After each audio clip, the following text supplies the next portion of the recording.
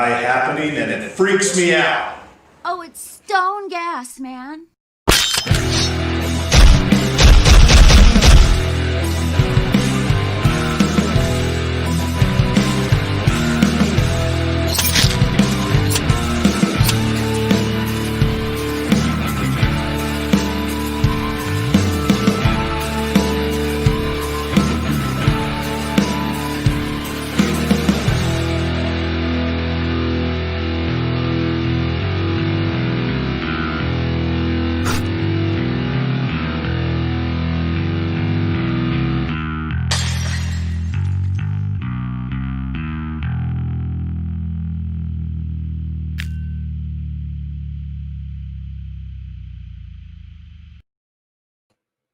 All right. How about that intro? Wow. How awesome was that? Huge thanks to Lorne for directing that intro and to Christian for scoring that intro. I know they put a lot of work into that, and it is really freaking cool. So, before I bring on the rest of the panel, I just wanted to have some alone time with you all before we dive into episode 1 of Regionfree. And the first thing I want to do is thank everyone for 8 great seasons of The Sausage Factory. All of you who've tuned in and followed the show for however long you followed the show, thank you. And thanks to everyone who participated in those shows throughout the years. You all helped make that show something very, very special. I'm very proud of most of what we accomplished during those 8 seasons of The Sausage Factory. We had some great episodes. We had some amazing guests, and I had some of the best laughs of my life. But the truth is, The Sausage Factory was nearing its end. Sometime around season 6 or 7, I decided that 10 sounded like a nice round number to go out on. But halfway through season 8, I didn't know if we'd make it to 10. Not because of any issues or any drama among the cast. I was just burned out. When the idea of rebranding the show and reformatting it was first brought to me, I was very hesitant, I have to admit. But there's something very special about what we do, and I didn't want to let that go. We needed a fresh start, and I needed a fresh start.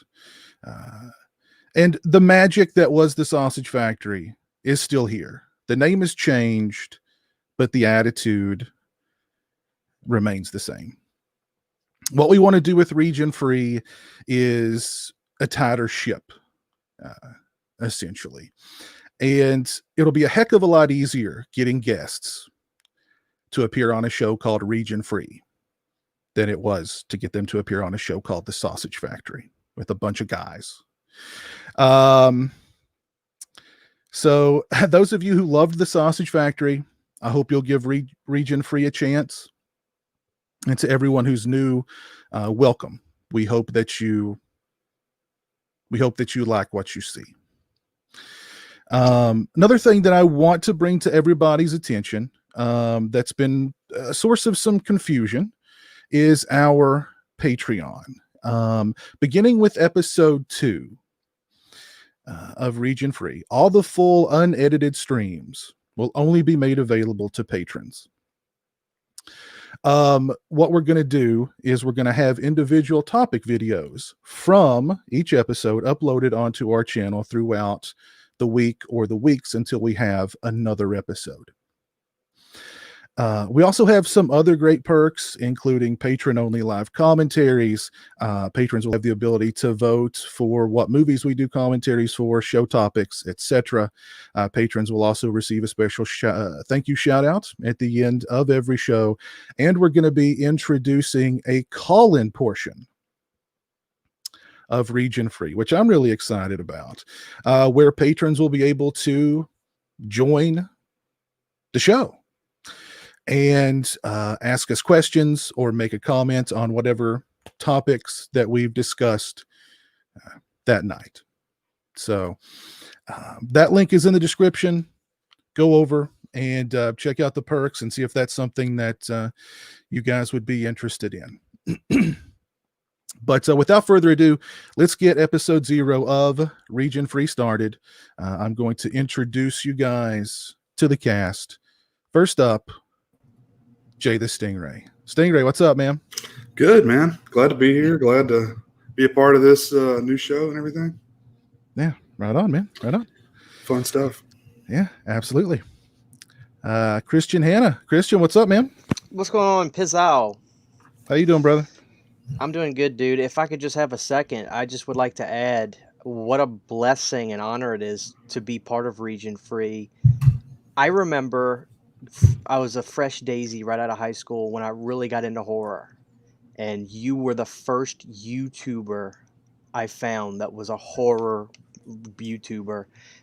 And 11 years later, here I am being on a show with you and all these great people we have on the show that are now my friends. So I think this is awesome. And you really just put it into perspective with that speech. So it's just great to be here. It's really great to be here. So. Right on. Glad to have you. Next up, Stone Gas Man. What's up, Stone? I'm doing awesome, Piz. How is everybody tonight? And I just want to echo everything that Christian just said. I mean, and just say real quick that I feel awesome right now. I'm proud to be a part of this wonderful group of people and ready to kick off this episode. Let's do it. Very cool. Very cool. Lorne is here. Lorne, what's up? Just walking the halls of Halloween. The season has begun with the first day of the month. Couldn't be a better time of the year. So I'm ready to rock and roll. Thank you, Piz, for being so receptive to the idea of rebranding and relaunching, restarting, and giving us all so much more excitement over the last few months leading up. Because I can feel it in the air tonight, and I'm not Phil Collins. Very cool. Very cool. Absolutely. All right. Jamie, how's it going, Jamie? Hi. Good. How are you guys? Doing very well. Thank you for being a part of the show. Thank you guys for having me big time because, you know, I'm really excited to be part of this whole thing. It's new for me, and I just hope I can hold a candle to you guys. I think you'll do just fine. Yeah. And last but not least, Raiho Magnifico. Raiho, what's up, man? You made me all misty-eyed with your speech. You made me all misty-eyed. Just to echo those sentiments, you know, we did that show for 8 years. We've been chatting through YouTube and Dead Pit forums and everything for probably 15 years. So it is a special thing for me too. It's something I look forward to all the time, and I'm so glad that we've reinvigorated it. I know it seems like it's the same old thing, but it also feels like something totally brand new. And the excitement I know from everybody on the panel is just, it's really lifted us, I think, a lot. But some things have to stay the same. So some traditions. What are we drinking tonight, by the way? We're having a 7 years pale ale from Breton Brewing. This is from my hometown. So I'm going to pour this one out tonight, and we'll say cheers to Region Free. There you Cheers. go. Yes. Cheers. Yes. Cheers. Cheers. All I've got's water, but it'll Hey, it doesn't matter. It doesn't matter. We don't get to break a wine bottle over something? If I had one handy, when I empty this bottle over here later, I'll smash it. we tried that. That's why B Movie Mike's not here. He's passed out somewhere. Yes. Yeah. He did not. He didn't make it to the show tonight. Yeah, didn't go well. We've been having a few in the green room. We are expecting, I think, at least one other person and quite possibly a special guest before the night is through. So, yeah, why don't we go ahead and let's dive right into tonight's show. I'm going to turn the floor over to Mr. Jay the Stingray, who I believe has a review for us. I do. I bought something new finally. This is Shivers, aka They Came From Within, released on Vestron. If you're not familiar with this film, it's Cronenberg's first feature, and it was the most profitable Canadian film to date in 1975 when it came out.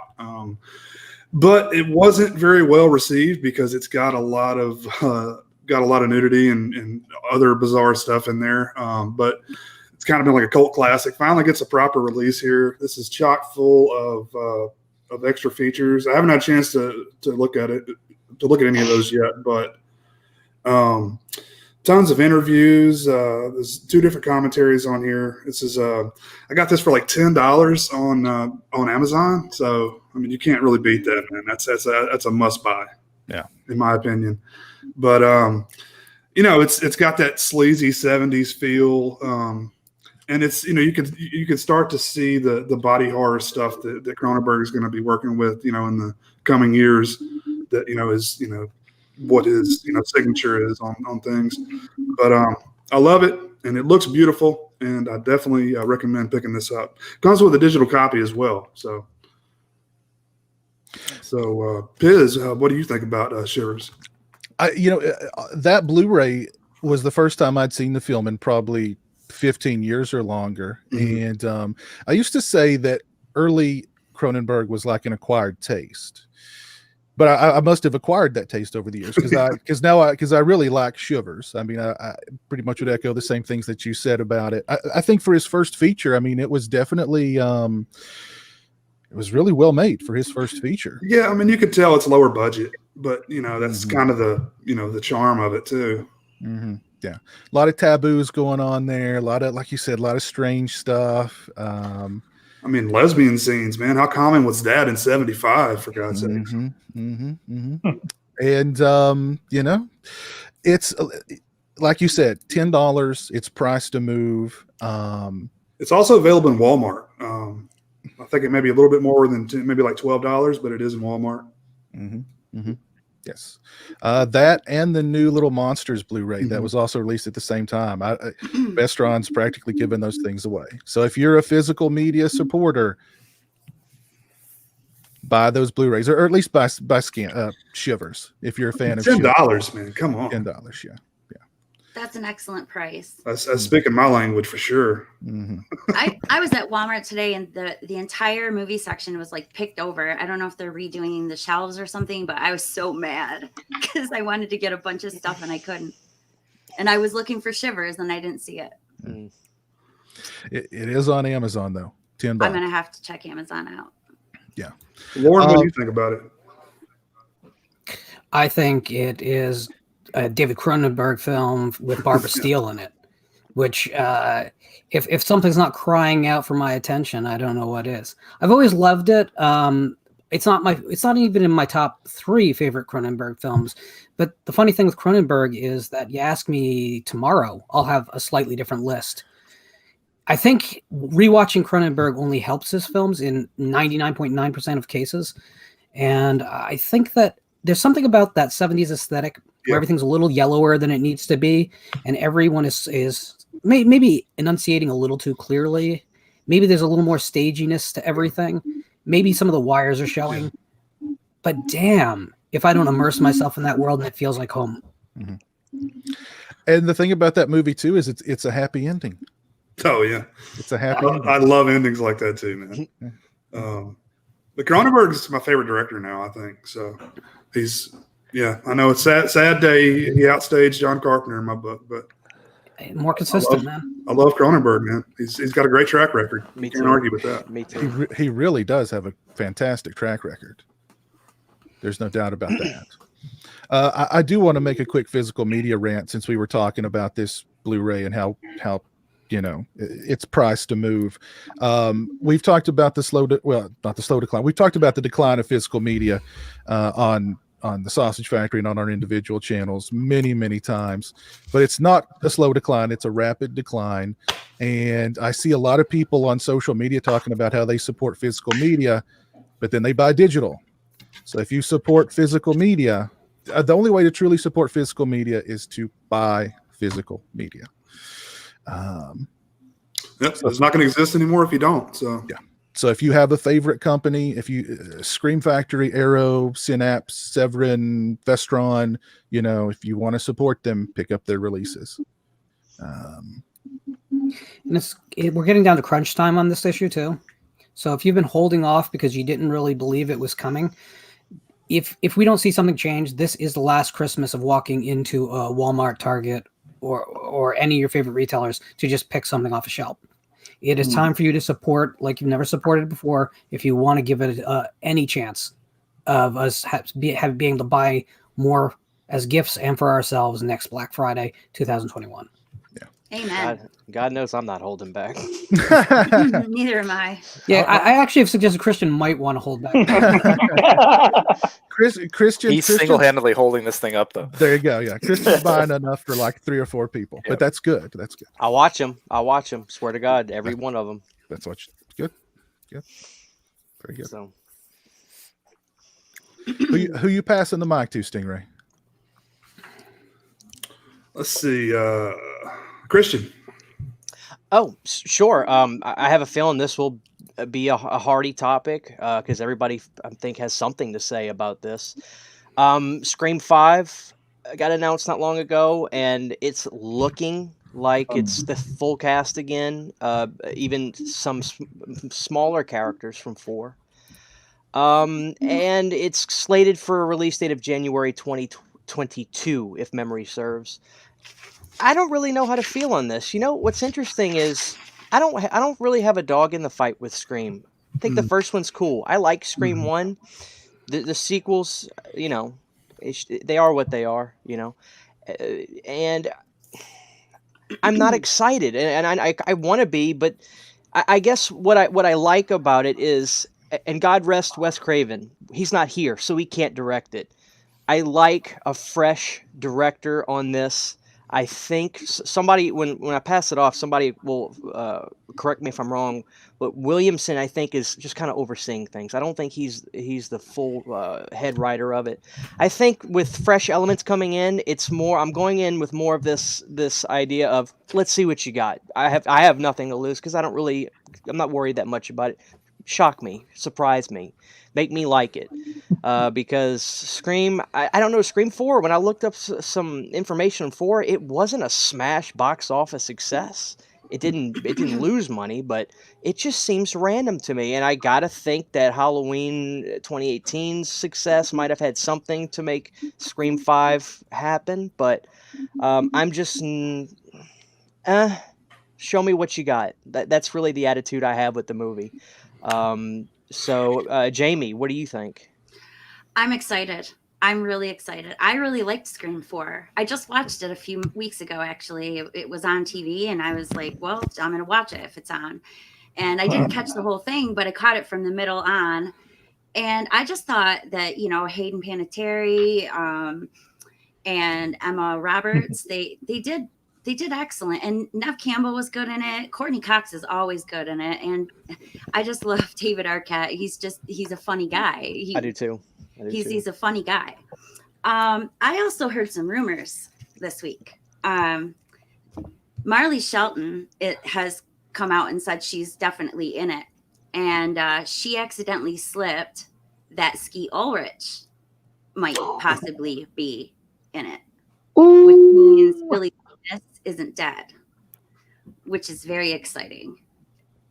But it's not confirmed. It's just a rumor right now, so I don't know this for sure. But she did call him out in her tweet about being added to the cast. So I thought that was quite interesting.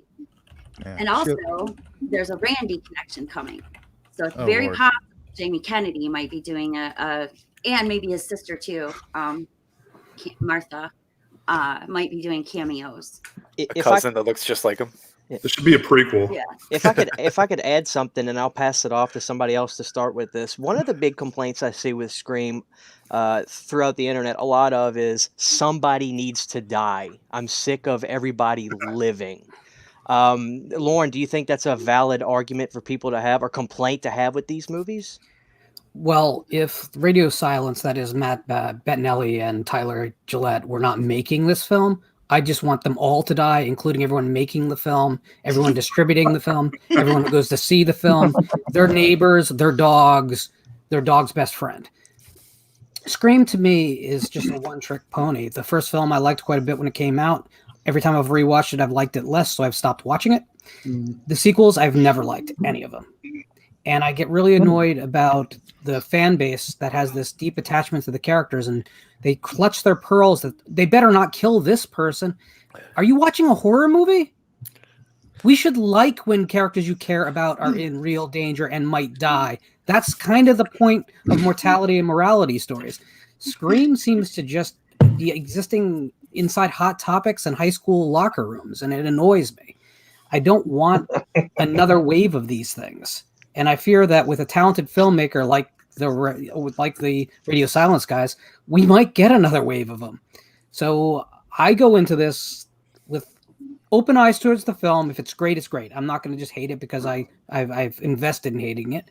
But I don't want this to be the standard. This, to me, is a destructive force in horror. It really is. Okay, I have something to say about that. I actually commend Scream for being different. It isn't often that you have 3 main characters who live through every single one of the movies.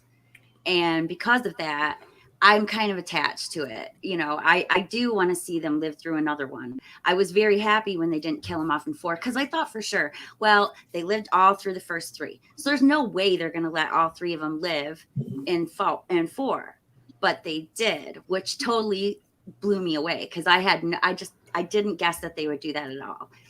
This one, I have a feeling they will probably kill some major character off. I don't know which one. I'm hoping it won't be all 3. I'm hoping at least Courtney Cox gets to live through it. Maybe David Arquette. I don't know about Neve Campbell. It seems to me like almost like she has to die. Yeah. You know, it does seem to me like they're going to have to kill somebody. But if they don't, I'm going to give them credit for it, because it is different. It's definitely different than every other series of movies out there in horror. They don't normally keep that many people alive. And I was mad when they killed Randy. I was kind of mad when they killed Randy too, to be honest. Yeah. I think they've stolen my idea. If they're bringing back all these dead characters, it's got to be meta. It's got to be like, you know, the movies have influenced somebody to really start killing people, and now they're stalking the cast or something like that. So that's how you might see the character. You might see Neve Campbell get killed and not Sidney Prescott or something like that. I don't know. The inception of Scream. Yes. Here we go. But that's the only way you can explain bringing back all these dead characters. Because I saw that Marley Shelton, she either tagged him or hashtagged Skeet Ulrich in that tweet or whatever it was. Yeah. So. And then the rumors just started flying. Yeah. But I agree with Christian. I can't get excited about it, even with the Ready or Not guys attached. And I loved Ready or Not. I just can't get excited. If they were doing another original, oh yeah, I'd be super excited. But it's. I watched Ready or Not 2 weeks ago, and I have to say, what blew me away about Ready or Not, the movie itself was great. But once you get to the end, you're like, what are they going to do? And you think that they're going to not, that it's all going to be like not real, when they threw that twist in there, that it was actually real, that the curse was real. I was speechless. It blew my mind, because I never imagined in a million years they'd do that. That was awesome. Good job, guys. I liked it. That's how you know that they're one of us. Yeah. They're the real deal, because they knew that Hollywood would have gone in the other direction. Oh, yeah.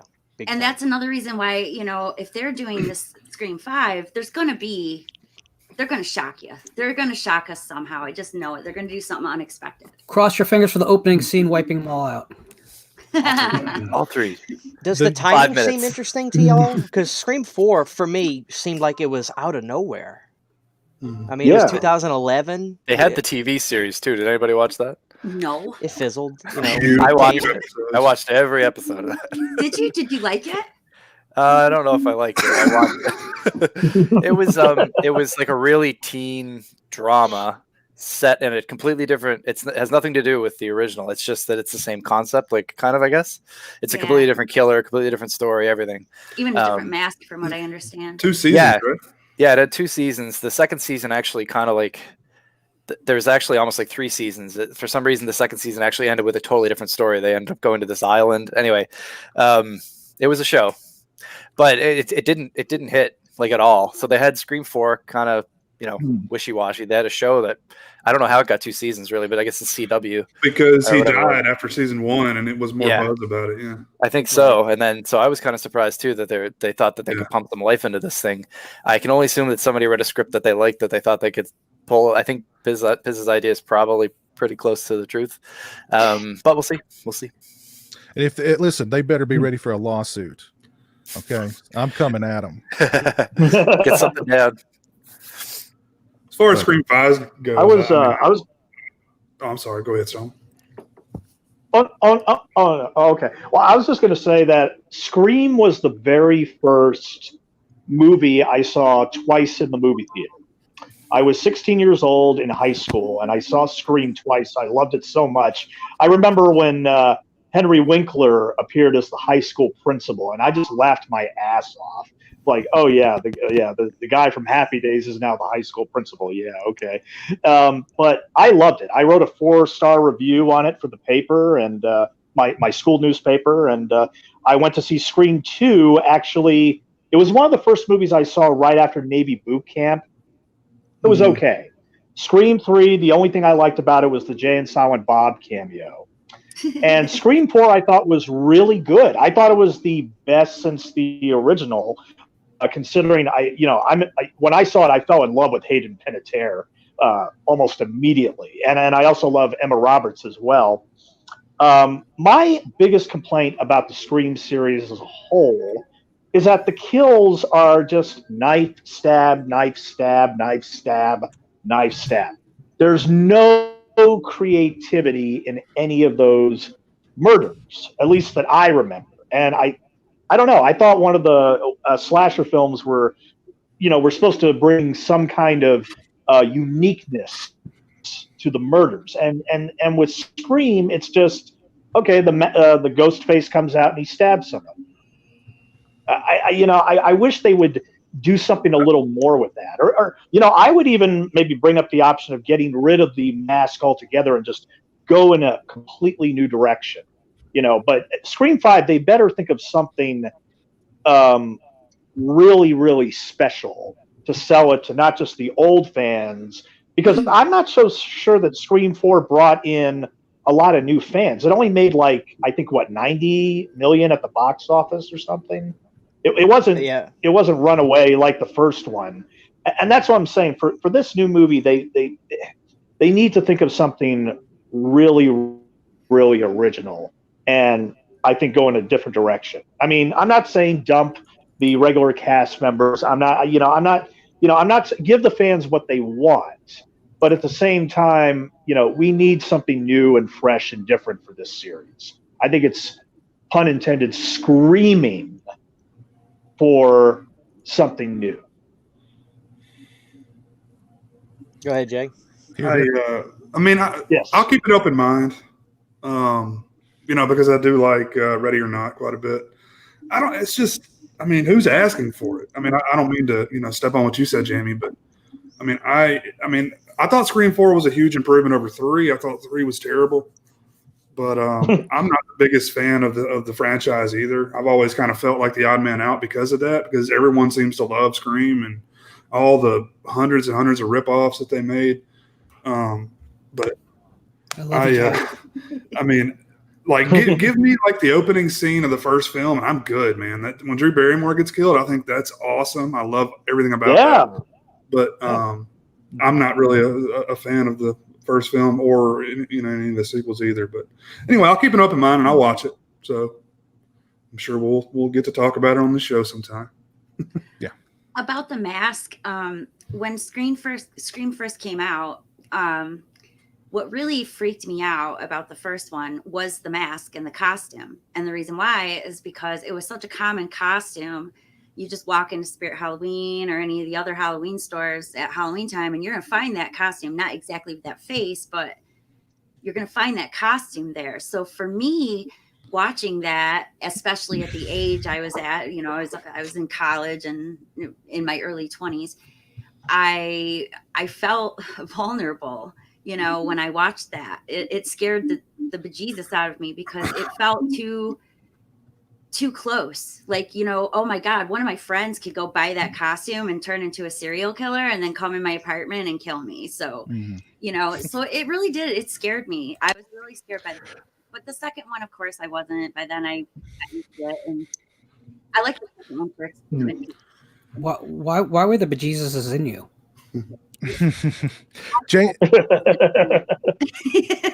Jamie makes a good point, because prior to Scream, you could find this in any Walmart for like $1. That's what I was going to say. They came out first, right? Before the movie. So, Those I mean, were everywhere. Yeah. So, I mean, these were everywhere. They really made a smart decision using these because everybody had these. But you could buy them at the bank, I think, for a while there. It was like everywhere you went. After the movie came out, though, $20-$30. Yeah. Yep. So, man, when I saw the first film, it's one of the only times it's ever happened to me. Like, you know, we bought a ticket and everything and went in there, and it was full, I guess, full of people sneaking in or whatever. So it was standing room only. So I watched that entire film like sitting on the ground. Wow. And I wasn't late. So it was just an incredibly popular film. And all those, you know, youngsters sneaking in, I guess. We do have a question from the chat. Gypsy Warrior says, are you happy Spyglass are making it as opposed to Blumhouse or Platinum Dunes? Yes, absolutely. I love Spyglass. I mean, when is Michael Bay going to get recognized as the genius that he is? Platinum Dune's still a thing. He has Criterion releases. Yeah, he does. Yeah, he does. Well, he's a master of horror, right? Oh, of course. Technically, yeah, he's produced for it. So yeah, I love the guy personally. Let's see, we're passing the mic. I believe Jamie's up now. I am. We're going to talk about Dune and the new Dune trailer. Ooh. Which I am extremely, extremely excited about. As far as comparisons, I rewatched Dune the other night, and the David Lynch version, you know, the 2-hour 17-minute one. And I noticed that in the trailer, it does seem to take inspiration from a lot of the David Lynch visuals, which I'm okay with, because I think Denis Villeneuve, is that how you say it? Villeneuve? I think that he is showing a respectful tribute to the original. And I actually think he's going to do possibly a little bit better job with the story, because David Lynch, he made Paul Atreides very godlike in the end, you know, as if he was a god and you're supposed to be happy for him. And, you know, but Frank Herbert, the writer of the book, never intended for that. His intent was to show you what a dictator can be like. So Paul Atreides isn't supposed to be a hero. He's supposed to be scary to you. He's supposed to be, you know, what would happen if a person got, you know, a big head and, you know, took over. This is what Frank Herbert says himself. So he wasn't too happy with David Lynch about, you know, making Paul Atreides a godlike figure. I was okay with it because when I saw it in the theater, I was 13, maybe. No, 84. Maybe I was 11 or 12. And I didn't think about any of that stuff. I hadn't read Dune yet, so I really didn't know about the stuff with the story back then. But I definitely think that I'm going to enjoy this one. I think that the visuals are incredible. The trailer, the worms, I was a little worried about the worms at first because they kind of look, you know, a little sphincterish. So I was a little bit nervous about that.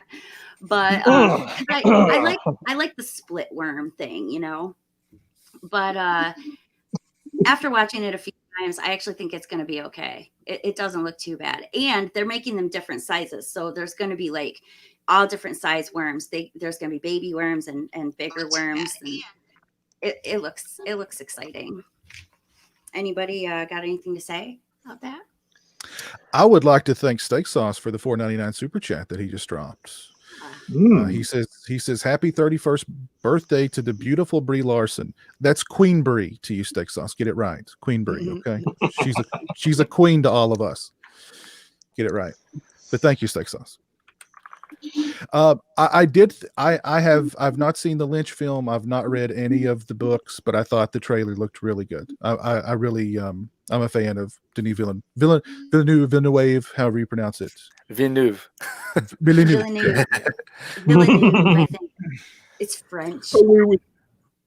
It is indeed. I actually haven't seen the Lynch film, and I can't even remember how long.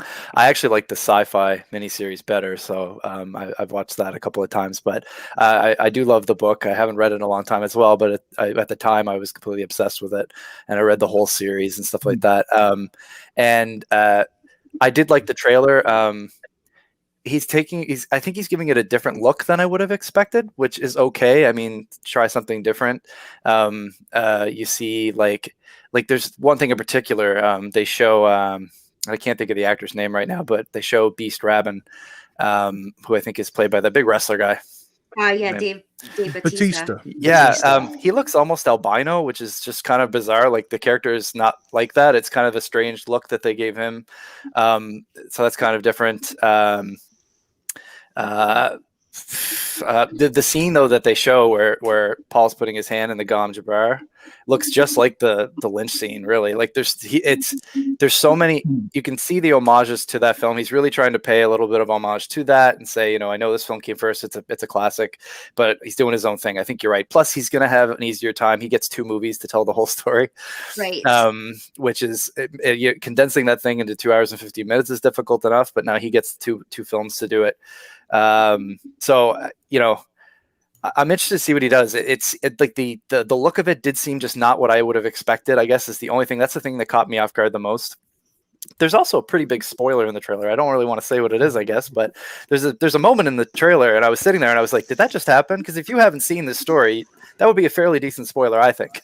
So maybe we'll talk about it in the green room after, but there's just some cool little nods here and there. There's a scene where you see Paul kind of lift his dagger up and I think he's squaring off with Duncan Idaho, and he kind of does it too. And they always talk about in the books how they can kind of talk while they're battling with gestures and things like that. They don't have to use words. It's kind of like maybe he's kind of showing off some of that. They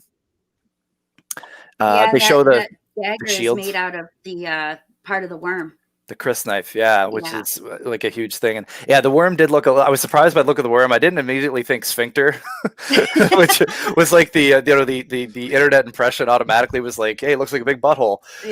I just saw a bunch of layers of teeth kind of in like this huge, like not even really a mouth, but an open like maw. And I was like, oh, that's kind of cool. And then immediately afterwards, I'm like, butthole. I was like, oh, damn it, they ruined it for me. But yeah, I think it's promising. I love the films that I've seen that Denis Villeneuve's done so far. So I have to give him, no matter what, I have to give him the benefit of the doubt, I guess, a little bit. So I am looking forward to it. I think it's going to be a visual spectacle. And I do understand what you mean about the visuals being a little different. Lynch had like color schemes, with each family and stuff. That makes sense. Like that is something that's in the novels. Like there's this there's an opulence to like the Harkonnens and things like that. Like when you see the Sardaukar, which are like their soldiers, they come out of the dropship. They're in these like really just drab kind of gray armor, and they almost look all the same. And like those soldiers, in the books, it's not that much different, but they would have had gold on them or things like that to make sure that they were the Harkonnen army, like because they're such this opulent people. Right. So it kind of looks a little drab, I guess, offhand. A lot of people were saying, oh, it looks like Star Wars. there's sand everywhere, and the weapons, they showed the shields. They're holding the shields, which is a little weird. They're supposed to be on their belts, but they're holding the shields and using them, and they're fighting. And immediately people are trying to say they're trying to make a Star Wars, they're trying to make a big series. And if this takes off somehow and this goes on into the other books, you're gonna get to see some weird shit. Pardon my language, but it gets weird after the first novel is his most normal one. You know what I mean? Yeah. After a while, stuff starts to get so strange. And That's Lynch. if they really did it, yeah, like really, it should have been Lynch doing the other movies. Because I would be blown away if I actually got past the first 2 books, really. Maybe 3, but we'll see. If it looks like Star Wars, it's because when Frank Herbert wrote it, he was going with the the trope of the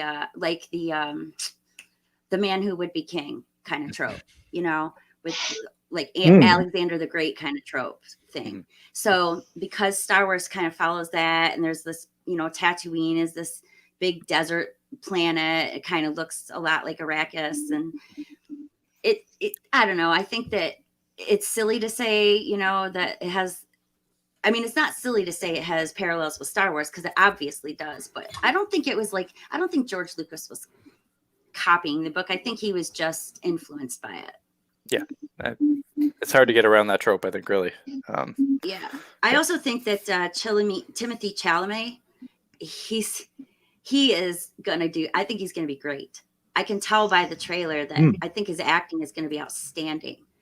And no offense to Kyle, I love you, but this guy, I think, is gonna do really well. So I just hope that at some point, we have Fade Rotha and that sweet cod piece again, just like in the old movie. That's the only way to do it. That I know. Sting wore that was daring to put that thing on. I remember laughing my butt off in the theater when he came out in that thing. I was like, "What the heck is he thinking?" That's funny. God. Was I the only one who found the trailer to look really flat and digital, and that this cast looked too young? I thought the lead guy looked a little young, but everything else I was fine with. But Well, he's Paul is 16. supposed to be that age. It actually is 16. more Well, accurate. well, Yeah. Yeah, but that's sort of true. 16 isn't 16. Yeah. I don't want. I've read the original book That as well. listen, that excuse I don't has wanna- never held up for you in court before. It's not going to today. I just I really loved his Blade Runner. And there that ultra smooth, ultra refined digital look made sense. But this looked really flat to me. I'm still going to go see it. I'm still excited because he's a great visual storyteller. But this trailer didn't do any favors for me. It kind of blanded out my expectations rather than raise them. And I'm still hopeful.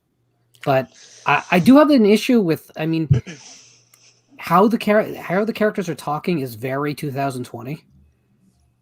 That dialogue should be intoned completely differently, I think, if you want to have this thing age well. So that's a concern for the future I have. Because he didn't do that in Blade Runner, so I don't know why that was a choice here. Dropping LOLs and stuff all the time. Almost. Isn't the story set like 10,000 years in the future? Yeah, it's actually the future of our future. You know what I mean? Yeah, he is supposedly descended from Atreides family from Rome, like from Greek mythology. He's supposed to go all the way, but his line is supposed to go all the way back to ancient Greece, which is why some of the stuff in the trailer you can see, like in the background, they have bas reliefs on the wall of, they look Greek, and stuff. It's supposed to be a callback to that. There's actually one of the later books that there's actually like the Jewish religion. There are Jews in it. Yeah. It is very much, and that's even further in the future. So it's interesting that it is supposed to be kind of on our path. Yeah. Let me give a shout out here to somebody named Orc145626 who dropped a $2 super chat. He says, Region Element OP, happy Halloween. Thank you, sir. Yes, sir. Appreciate that. Hope you're doing well. If I can just one more thing I'll add to Dune. That was a movie my wife tried to get me to watch for a solid year, and for one whole year I just wanted to do every other thing on the planet besides watch that movie. It was just one of those things where you just like, I'll watch it tomorrow. It's my second favorite David Lynch film besides Blue Hmm. Velvet. Ooh.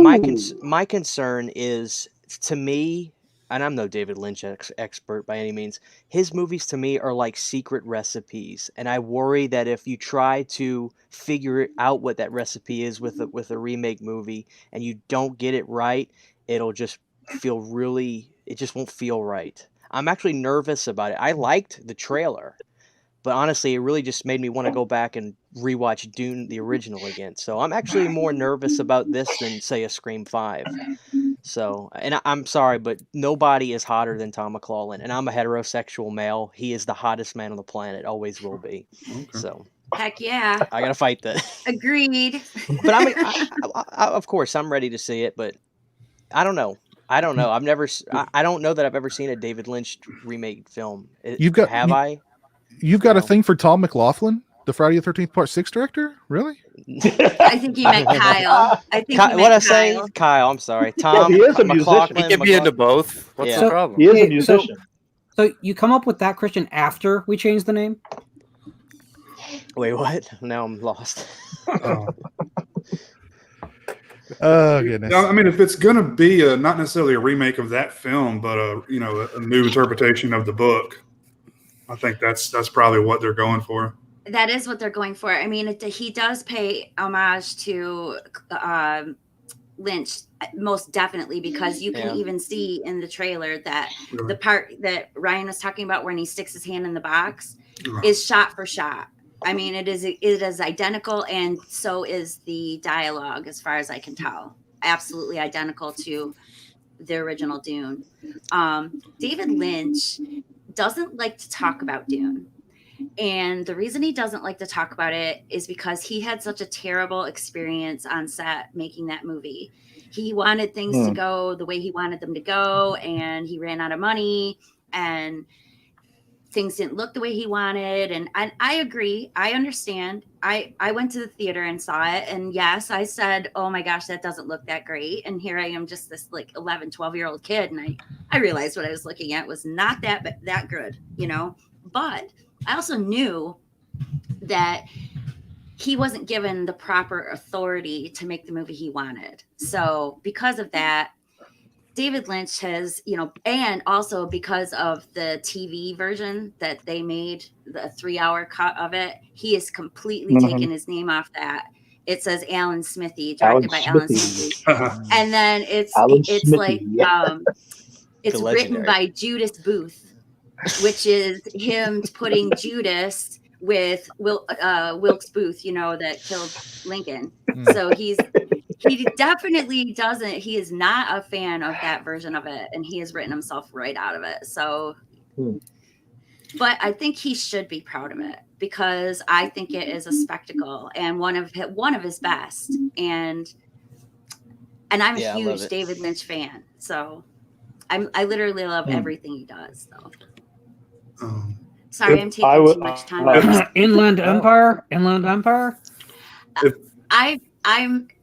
I have not solved the puzzle. How about that? There's a puzzle to be solved when it comes to David Lynch stuff, and I have yet to solve the Inland Empire puzzle, but I will. The Inland Empire puzzle is solved this way.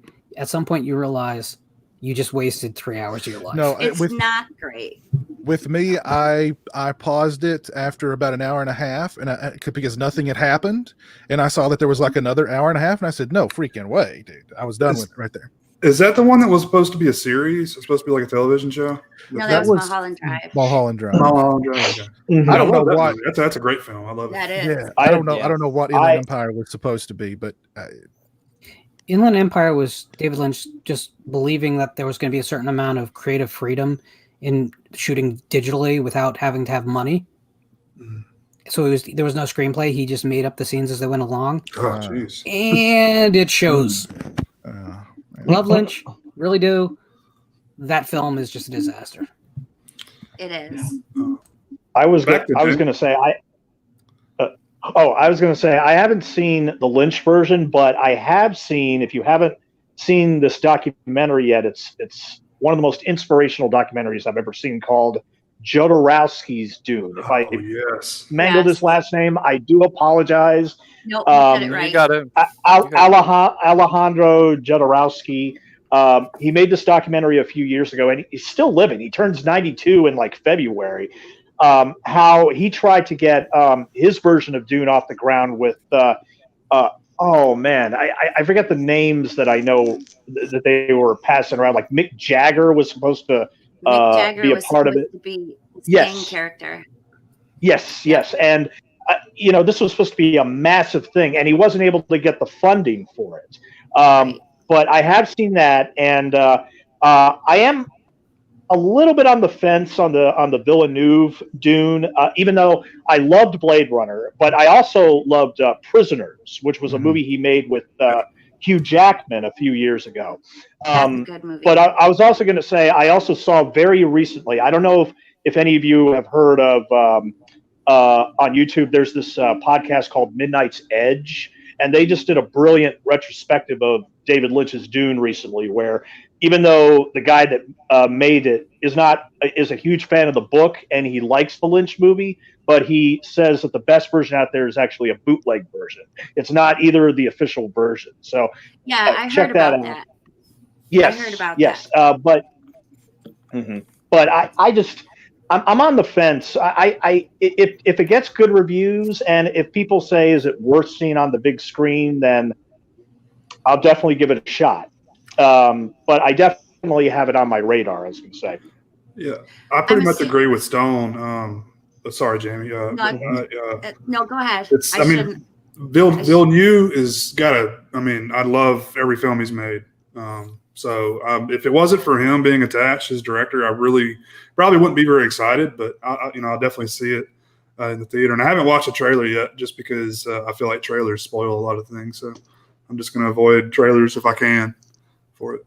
About the use of Pink Floyd in the trailer, I love that. Yes. And I really wish, and I don't know, I don't know how attached they are to Villeneuve's version, but I know that Jodorowsky wanted to use Pink Floyd to make the score. Yes.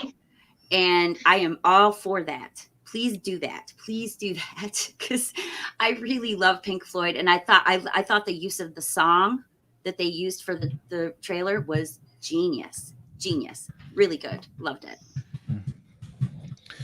Whatever happened to Tangerine Dream? I just they woke up. I think now it's just orange juice for Tim Curry's Darkness ate them. Nice. Tangerine. Jeremy drank them. There you go. Yeah, that's what happened. That's where I was going. I understand, Brian. Why do I try to combine Ryan and Raiho too much? Ryan. Raiho has got some things Something he'd different. like to say. Yeah, something different. We're gonna switch it up. We've been talking about movies now for a little while, so let's talk about gaming. Do we have any gaming fans in the chat? Let me know. There's been so much stuff to talk about lately, but I'll hit some of the high points. I think I know everyone that is following the gaming scene right now. The PS5 and the Xbox Series systems, they just did their pre-orders. They were, of course, a horrid mess, as they are every time any company does pre-orders for these sorts of things. Nobody could get them. Everybody calling, long lines, all that stuff. But they've sold out of all the pre-orders, I think, of PS5 going into the holiday season, unless something happens and they get some more made. And probably a similar story with the Xbox Series pre-orders. I'm interested to see more so on the other side of what happens with the sales. Like they make so many, of course, right off the hop, they're going to sell as every one of them they make, because all these people get really hyped up for the new systems, and they go out and they pick them up right away. Because I think that at the PS5 price point, which is $200 to $100 more than the Xbox, and the Xbox, they're really pushing them this generation. They've got an installment plan where you can pick up the new Xbox and pay like with zero down and with no overage fees and all that stuff. You can pay monthly and get yourself an Xbox with Game Pass, and you actually save money on buying it that way. That I'm interested to see how the whole thing shakes out. But time will tell. Of course, both of them would sell out right now. But in the midst of all that, like I said, I feel like Microsoft they're like, we really want to win the first couple of months to a year of this thing. They went out and they bought Bethesda, which is just a megaton thing. It's unbelievable. It was $7.5 billion. Bethesda Softworks has been around since the 80s, making games for like computers and stuff. They've got some of the biggest series and stuff going on right now. They already own some big companies, so they already own id, which they made Doom, so they own Doom now. They've made they've acquired other systems, other companies along the way, so they already own like this huge, they own Minecraft. Interestingly enough, because of this whole deal, this whole merger, Microsoft is actually technically putting 2 timed PlayStation 5 exclusives out during the PlayStation launch, because they picked up Bethesda, who was putting out 2 games that were only going to come out on PlayStation for the first year or something like that, Deathloop and Ghostwire Tokyo. So it's a totally bizarre. The landscape's completely changed with this with them acquiring Bethesda. It's a pretty crazy deal. It's scary because this sort of thing happens all over all big companies now. You got Disney buying everybody up now, Microsoft's buying everybody up. We're getting closer and closer to monopolies every time I look around, but it'll be interesting to see how that all shakes out too. They picked up id. They picked up Tango Gameworks, which is Shinji Mikami. To get back on the horror loop, Shinji Mikami is the guy who created Resident Evil. Later on, he went on to make Evil Within, and now he's making this Ghostwire Tokyo game, which looks really good. It's going to be a PS5 console exclusive at first, and on PC eventually it'll make its way to Microsoft, especially now that they own it. Some other, Nintendo, you got to put them in there a little bit. They have the Super Mario 35th anniversary going on right now. So they launched this weird timed release, Super Mario 3D All-Stars, where they took 3 of the biggest 3D Mario games, put them in one game for the Nintendo Switch, and they're like, you can buy it until March, and then it's not going to be there anymore, which of course made a bunch of people go out and pay, $70 to $80 for 3 games that were poorly emulated. Most people are not happy with the package that they got, but they bought it all up because they were so scared about not getting it tomorrow. So it worked. Nintendo does that stuff all the time. So I thought that was fairly interesting. But they are celebrating Super Mario with all kinds of other things. They've got this weird timed digital exclusive Super Mario 35. Where you can play Super Mario against 35 other players at once or something like that. It just dropped today. I didn't get a chance to play it. That's only going to be available for a short period of time. There's a short window on that too. Again, I don't know what the mentality is on that. And they've launched this Game & Watch Super Mario edition. The Game & Watch was an old digital LCD handheld thing that Nintendo put out a long time ago. They sell for stupid money now to collectors. They like to get their hands on them. Anyway, they basically took the original one, kind of made this new little digital device that looks like it, put Super Mario on it, and they're selling this thing for like $80. And people are just scooping this up like crazy too. I just can't understand it. You can play Super Mario on anything these days. Yeah. But they've got it on this little thing. I guess it's for collectors. They want to have it, the box and everything, put it on their shelf and all that stuff. But just kind of blew me away that they were doing that. And the final thing I wanted to talk about was Amazon Luna. So Google last year launched this new streaming service where you can stream games to pretty much any device, your laptop to a Google Chromecast, anything with a good Wi-Fi connection, and you can play PC level games. So games running at 4K, 60 frames per second or higher on your TV, even if you don't have a gaming PC, which is incredibly expensive or prohibitive to have that kind of. Anyway, it didn't quite work out that well. They charge money for their service, and then you still have to buy games, which is just bizarre. But anyway, Amazon, they partnered up with Ubisoft. They've come out with Amazon Luna, which I think is just going to kill Stadia at this point. It's the same concept. You can just hook up a Fire TV to your TV or use a laptop, get a controller, sync it up. You pay $6 a month. You get like 100 games, and you can stream those games PC quality right to whatever device. They are going to add options where you can add channels apparently later for extra money, which will get you more games. So that's how they'll get you to pay a little bit more for it. But with a base price of like $6, I think it's $50 to get the controller. But I don't think you need it. You can probably use any controller you have around the house and sync it up. I just think this thing's going to slaughter Google Stadia at this point. And they're also partnered up with Twitch, which is the big, streaming platform for gamers. So that's going to make it easy to just launch that and stream and stuff like that. I just think it's going to just kill it. But those are kind of the big topics that I noticed in the last while. Does anybody else on the panel? Jamie, I know you like the game. Do you have any thoughts about what's been going on lately? I plan on getting the PS5. I don't know when. It probably won't be a pre-order for me. I'll probably wait until I actually can go into like GameStop or something and buy one. But there is a game coming out October 30th, and it's called Little Hope. And it's part of the Dark Anthology series, which is it right now. It includes Until Dawn and Man of Medan, and then now it'll be Little Hope. And they're going to make 8 total games, each a different story, always horror. And I am going to make sure that I get every single one of those games, because I bought the PlayStation because of Until Dawn. If they wouldn't have come out with Until Dawn, I may have just stuck with the Xbox, because we were an Xbox family here.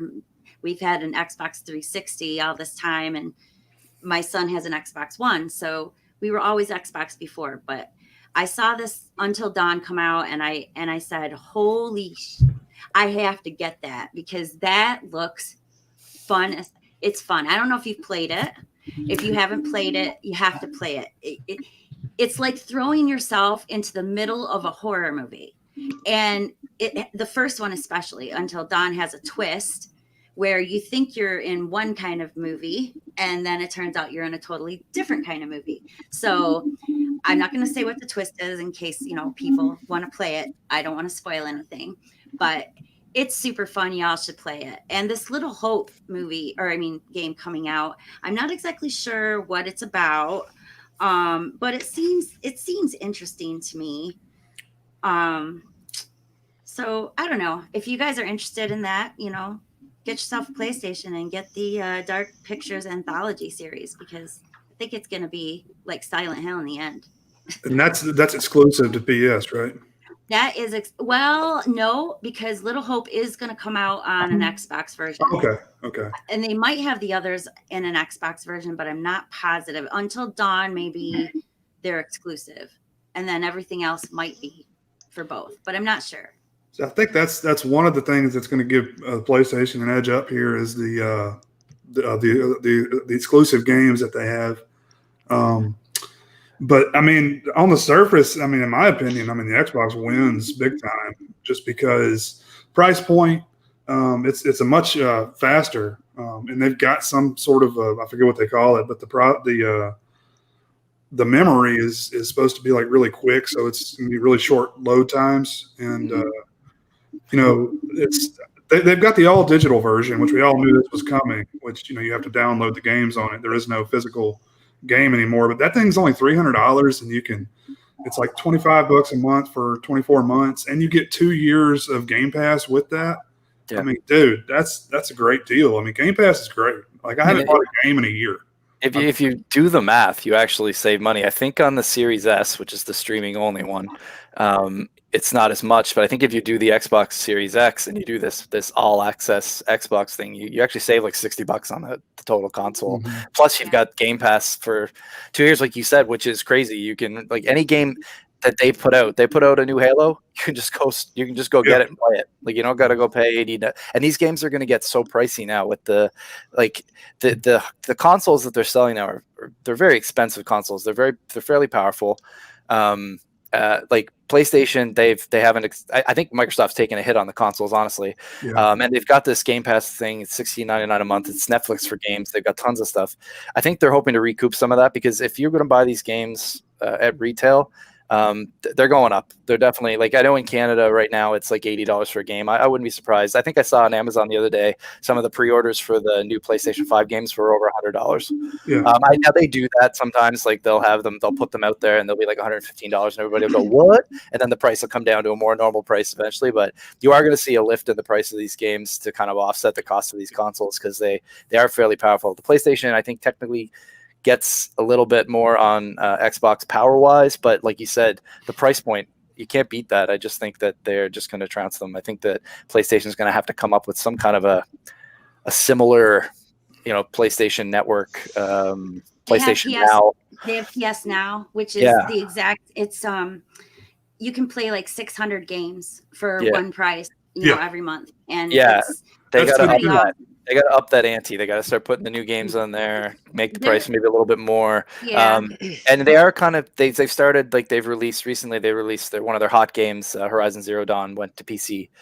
And so I think you're going to see more of that. They're going to start to try and kind of bifurcate a little bit, get their stuff on other platforms and sell. Because right now, like, you look at Microsoft, the other day they announced for the Nintendo Switch, they've got this the new Ori game, which is one of their hot indie games, is getting a release on the Nintendo Switch. I mean, Microsoft is releasing a special edition and everything on another console. It seems crazy, but they're getting their games elsewhere. They're making money off that too. It seems crazy coming from being an old school gamer, and there were lines drawn. You were Sega, you were Nintendo.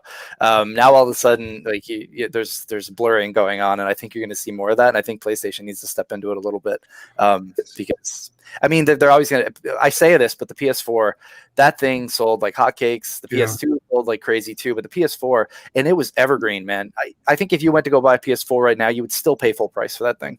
You could go buy an Xbox, One X or whatever for much cheaper, but you for PS4 you'd still be paying pretty much retail price for that thing now, and the PS5's coming out, so they are kind of on top of the heap as far as sales and stuff like that go. But things I think could shift, and I still think that the Switch is going to outdo everybody this holiday season because they have a price point. They already have a lot of games available, and this whole pre-order thing, they're going to be limited with that. So, but if you could find one, hell, that was a few months ago. I had the money to get one, and I couldn't find one anywhere. Yeah, and I mean, you have to wonder too with COVID and everything like that how easy it is for the manufacturer of this stuff right now. So that's what they told me. It was COVID was the reason why. Like, the quarantine hit, and everyone went and bought a Switch, so they're like basically bought out all the North American inventory. Conspiracy. I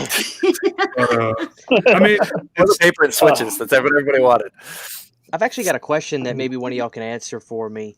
With both systems, Xbox and PlayStation, do they have disk drives, and are they 4K movie compatible, and are the systems themselves 4K with the high-speed UHD cables and all that? Definitely Microsoft.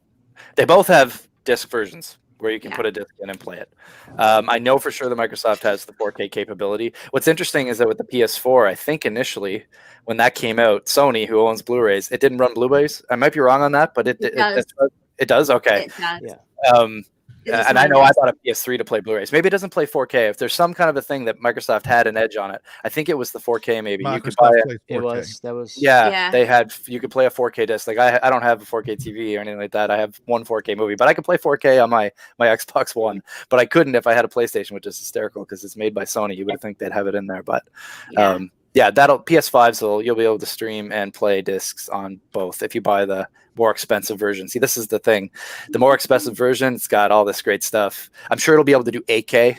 To be $600, honest, $600. $600. So that was my question, because you said you're saying there are versions of the system, and the cheaper version, I'm assuming, is digital downloads only. You got it. Yeah, it's the PlayStation 5 all digital edition or something like that, and the Xbox Series S, which is streaming only. It makes you wonder why I'm sorry, Danny.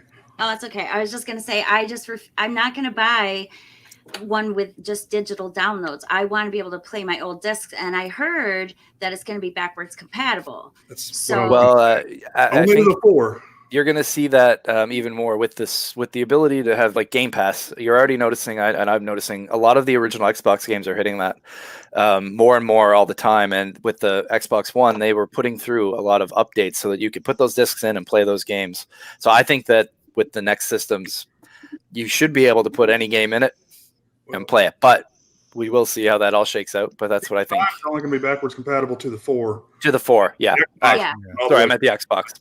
Not all games are going to be available, so it's kind of like a toss-up. They have to somehow, I don't know if it's actually emulation, but I think they put updates through, and it's not, you put the disc in and you think you're playing the disc, but really you've installed the game from the cloud and you're playing some emulated version of the game. So some games won't be available because they won't have those licenses to do that and stuff like that. But they are saying with the Microsoft, you'll have more of that than PlayStation.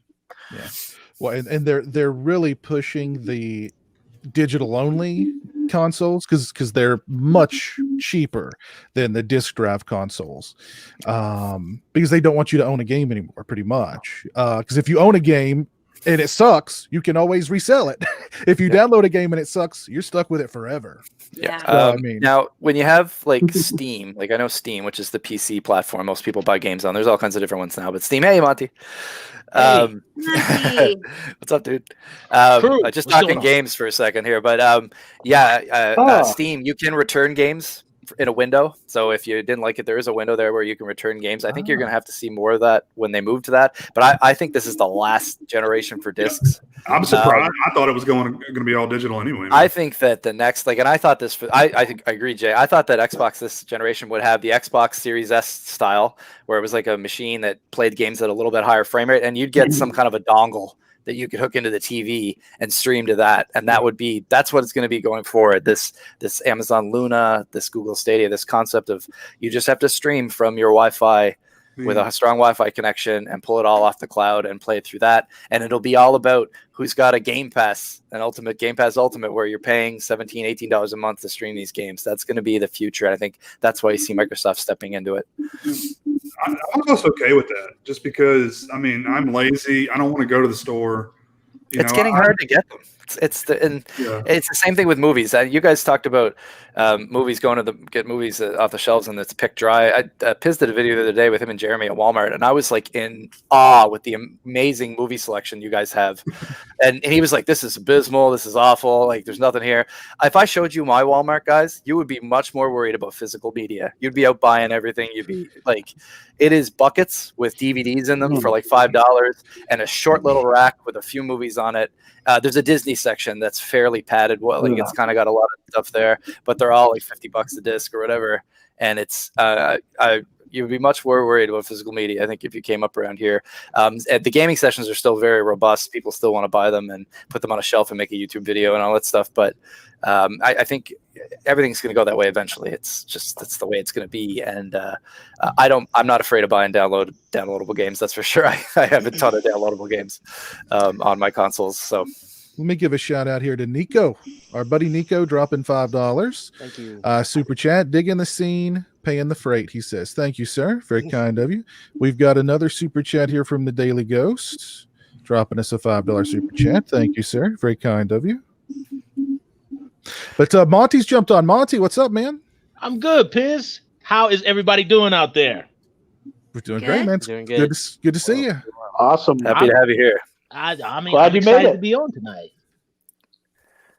Awesome. Woohoo! So anyway, I was talking about physical media. I think I want to throw it now to Pizzal. He's got some more news. I know we're talking about it again, but the Friday the 13th box set, some new stuff dropped. He's got some big news, of course, that he wants to share. So let's chat.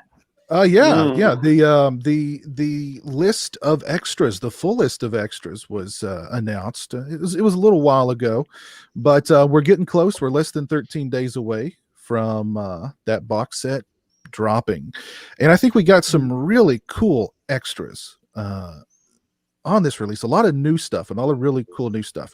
We got 4K scans of the first 4 films.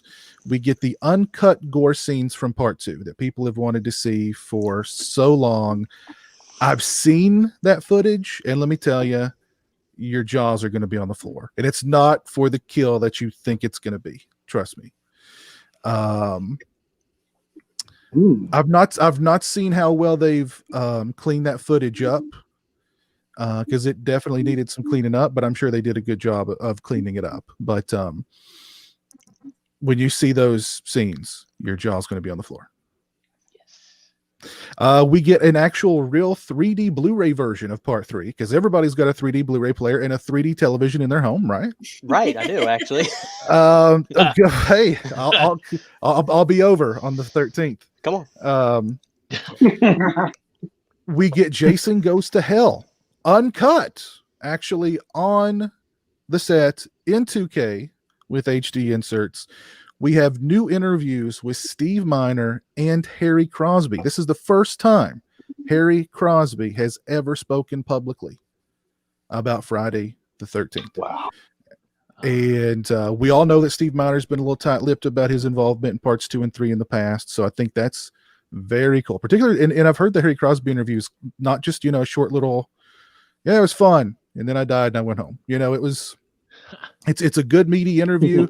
And apparently he had like no clue that the series was even, that people even still cared about these movies or his movie all these years later.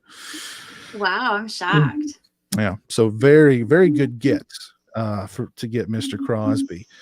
We've got the Back to Camp, the locations of Friday the 13th, part 1 and part 2, which features my footage from Camp Novi Bosco. Where part 1 was filmed. So I'm very, very honored to be a small part of the box set. Congratulations on that. Thank you. That's awesome. Yeah, thanks.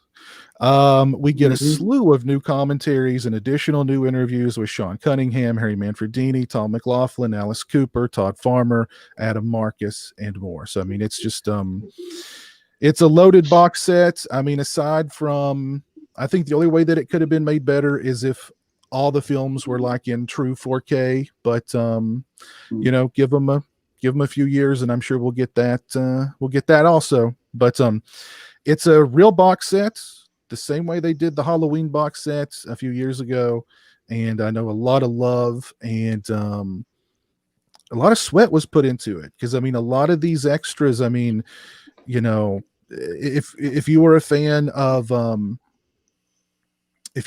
the Sausage Factory, you're familiar with Peter Bracke. He was practically the 5th member of the Sausage Factory. We would not have that part 2 footage on here without Peter Bracke. That footage would still be lost without Peter Bracke. So tip your hat to Peter Bracke.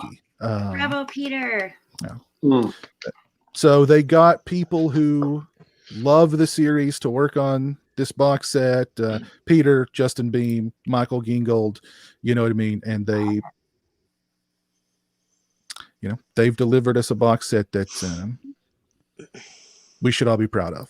So I've definitely got mine pre-ordered. I'm definitely looking forward to the 13th. Well, probably won't be here on the 13th, but it'll be November 13th. Yeah, probably November 13th. Yeah. I do want to make a really quick announcement before we go any further, since we're talking about the box set. On my channel on the 15th of this month, I'm going to do a live stream with Peter Bracke, Michael Gingold, Justin Beam, and Glenn Baisley to talk about all of the hard work in detail and in depth that went into this box set. Excellent. So that'll be really fun. Awesome. And so mark your calendars for that. But anybody else excited about the box set? Anybody else pre-ordered? They are still available on Amazon. Can I just say something? Sure. Oh, I wanted to throw something out real quick about Harry Crosby. I mean, I'm sure a lot of you know that he is the son of the legendary singer Bing Crosby. But the interesting, what I find interesting about him is that he became an investment banker. And that's why, I mean, I've always felt that, had they finished the strip Monopoly game, that he would have won because he was the banker. That's funny.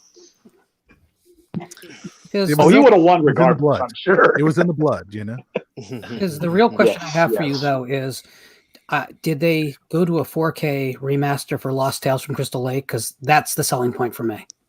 I think that's actually an 8K.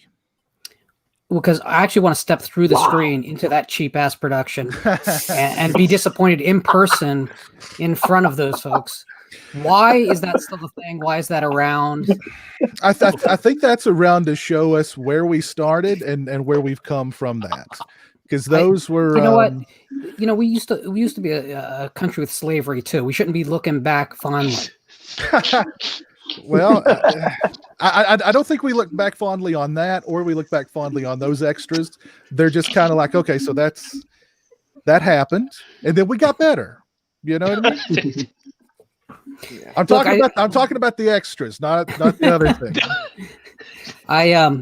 I still stand where I stand. I mean, it's great that they're becoming available again for people who don't already own them. The extras don't make a selling difference for me.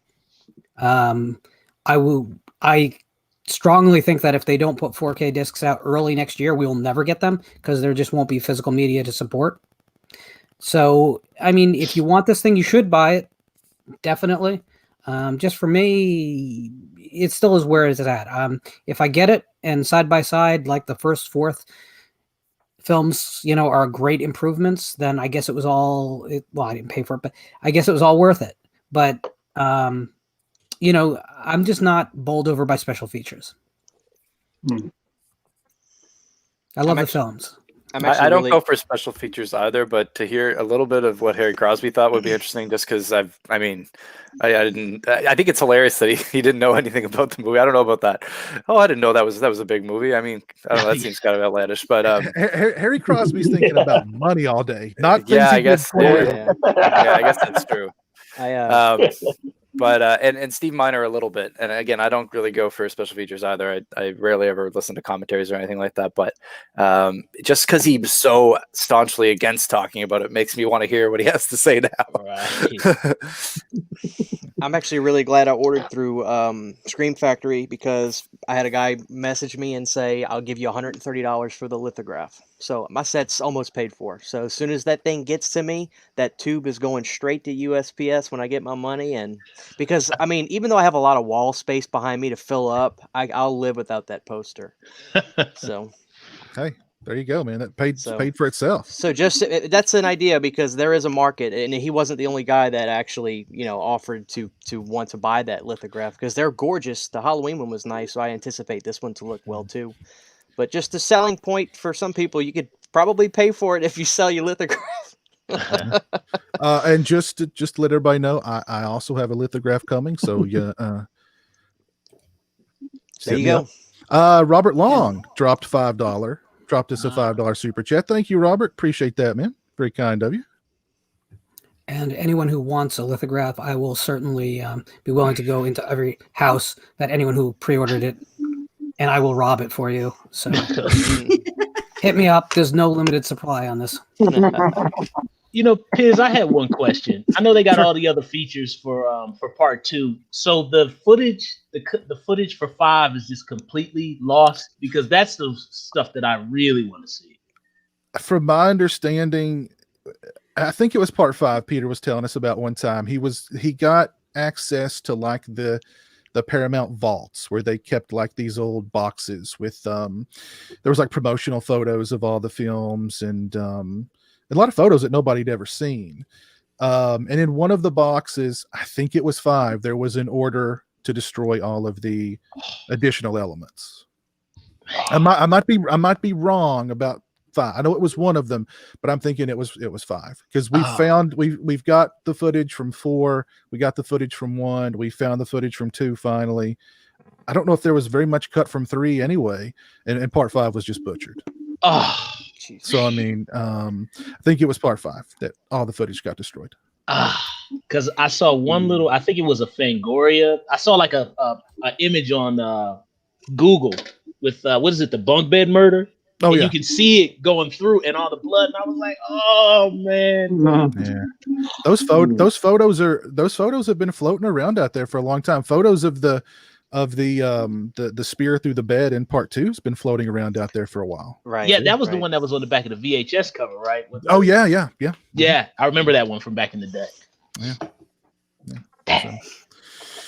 But part 3 had a different design for Jason in a different sequence, right? That footage is Oh yeah, I'm not sure With about Chris? that footage. I'm not 'Cause, sure. I mean, Piz, there are I believe Devil's Latex has done a design of that Jason look, among other artists. I mean, it's Mhm. even though it's not in the film. I mean, that's a lot of fans know that look of Jason. So I would Yeah. like to see that because there's that famous shot of him holding Chris's head with the blade going through, and I was like, ooh, because I like that design of He Jason. kind of looks a like a lot. pig. That ending He did sounds look so like much a more pig. interesting, and I do like the ending to part 3 because I love that scene where he's pawing at the window. But Oh, it sounds yeah, like a great much more scene. interesting ending than that that soupy water and this is where he's coming out of it. Like it sounds much cooler that he keeps to the door and scares her and cuts her head off. Like I don't know. I just wish they kind of A ran great with that. image. It's a great image. Yeah. And that Yeah. makeup looks, and Mhm. again, the face of Jason has got on to be very iconic and everything like that. But that face, with the raised brows and that look that they did, I think was actually better.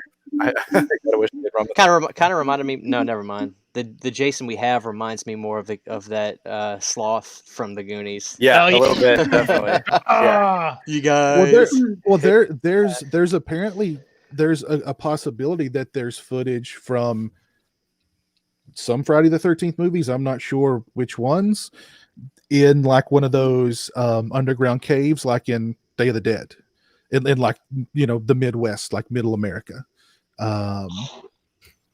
The big problem is that we always think about Paramount cutting these films, but I mean, these were independent productions that Paramount was distributing. So it's not as easy as Paramount just looking in their card catalog and saying, okay, this is where all the snips exist, go to that box. Right. In a lot of cases, the people who originally owned them had them in regular storage units. Yeah. When you don't store film in climate controlled environments, it degrades. I'm not saying it couldn't be found, but Piz knows. I mean, the footage for part 2 that was recovered off of a sun-baked VHS tape. Oh, 40-year-old VHS tape that they had to bake in an oven, Right. in order to get it to unspool. I was gonna say, did they bake it because it was moldy? Because I've heard of that. Like if you have a moldy tape, you can bake it and kind of kill the mold and kind of clear the tape up. But it sounds like it was something worse than that. Even. I heard that they had to do that just to get it to unspool, to get it to move. Oh, wow. Yeah, It's gonna be interesting to see how that, because I remember the My Bloody Valentine, the initial kind of special edition release with the chopped in scenes, and it was very. I mean, I loved having it and getting to see those scenes, but it was very jarring. And then seeing what Scream Factory did with the re-release, the new one it's incredible. So I'm interested to see what they can do. But it is an old messed up VHS tape, so we'll see. But I am happy to see those scenes regardless, I guess. But Yeah, me too. Yeah. Just for the record, guys, Monty and I are not going to fight. It's not going to happen. Why would we fight? The chat are What the taking heck? like open bids on who would win in a fight. Oh my What? gosh.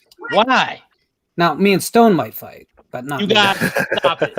You got I to mean, stop. Lauren fights dirty. That's and we absolutely all know true. that. But Monty and me are good. Don't worry. Monty's a lover. He's not a fighter. I'm a lover. Yes, I Yeah. am a lover. Yeah, I'm a lover too. Sorry. And I just broke my wrist too, so I'm even Ooh. better. That's not good. That's not good. Let me give a shout out here to Robert Long for the additional $2 super chat. Thank you, sir. Very kind of you. Lots of Robert money coming in Long. tonight. You guys are awesome. Yeah, Thank you, everybody. It's awesome. So yeah, why don't we turn the floor over to Lauren? Let's see what Lauren's got for us. I'm not sure anyone really wants that to happen, but so this week I went to the movie theater because in my state you can go to the movie theater. There are social distancing requirements and other things, but I can go. And I went to the movies and I walked down a corridor where there's the movie screens, and normally between them there's these large posters in frames, and all of them were empty. Every single one down. It was like walking down a ghost town inside a movie theater. And it was really kind of the exclamation point of a lot of the articles I've been reading and a lot of conversations that I've been having with people from around the film community. Movies have become so expensive to produce and to advertise that all the major studios have pulled basically everything off the release slate. They were hoping that Tenet could break the back of the moviegoers and be a success, and it wasn't. And except for some like sacrifice plays, such as New Mutants, which is what I went to go see, really the studios are not interested in putting product that they're going to lose money on. It's important also to recognize that the way films are financed is it's not really possible for everything to go direct to streaming. And streaming, for instance, we made a big deal about Trolls World Tour last year coming out and making $100 million in its initial release. The problem is, at the end of the day, that movie lost money. That's reality. That movie lost money. And it lost money for specific producer classes. So you're not going to see everything just get dumped onto streaming. Somehow, some way, it has to get out to theaters. But there's a problem. Theaters need to survive. And how do you survive without product?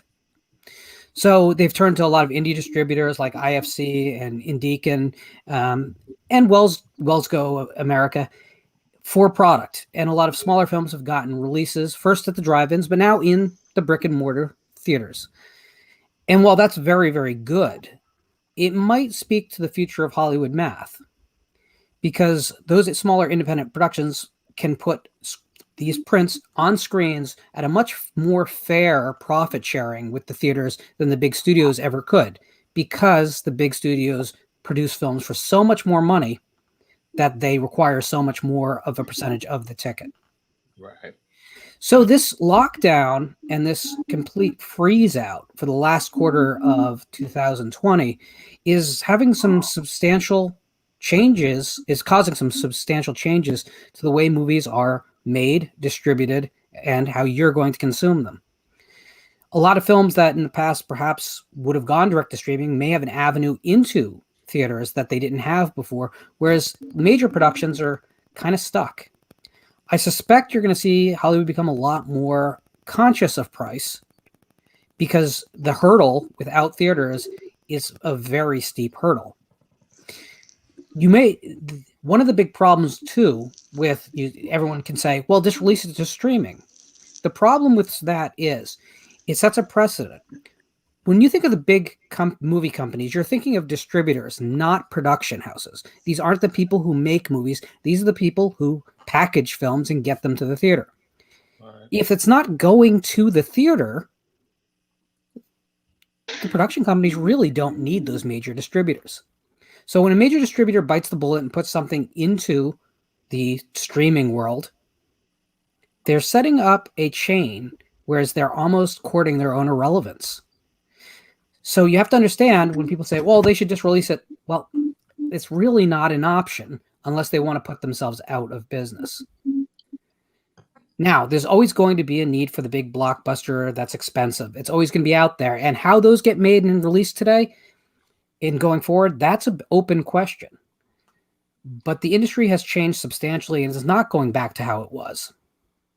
For myself, I hope that means a ton of smaller films maybe get the release they deserve, and maybe Hollywood takes a hard look at whether they should make another $150 million packaged blockbuster like Atlas Rising that is going to lose them 90% of their budget. Maybe this whole thing ends up being a good thing. Theaters are going to have to go to the indies if they want to survive without product, because it's the only way to make money right now. So I want to first, before I turn this over to the panel, I just want to suggest that everyone out there who loves the movie-going experience, just like we were talking before about physical media, if you have the opportunity, whether it's a drive-in, whether it is a mom-and-pop theater or the biggest chain on the planet, believe me, AMC could use your money right now. They're circling the drain. Go. Buy that popcorn. Yeah, especially buy that popcorn, because that's the only way you're not allowed to wear that you can take the mask off. So buy the popcorn. Support this industry if you want it to survive, but be very ready for changes. So I want to turn it over to Jay for his thoughts.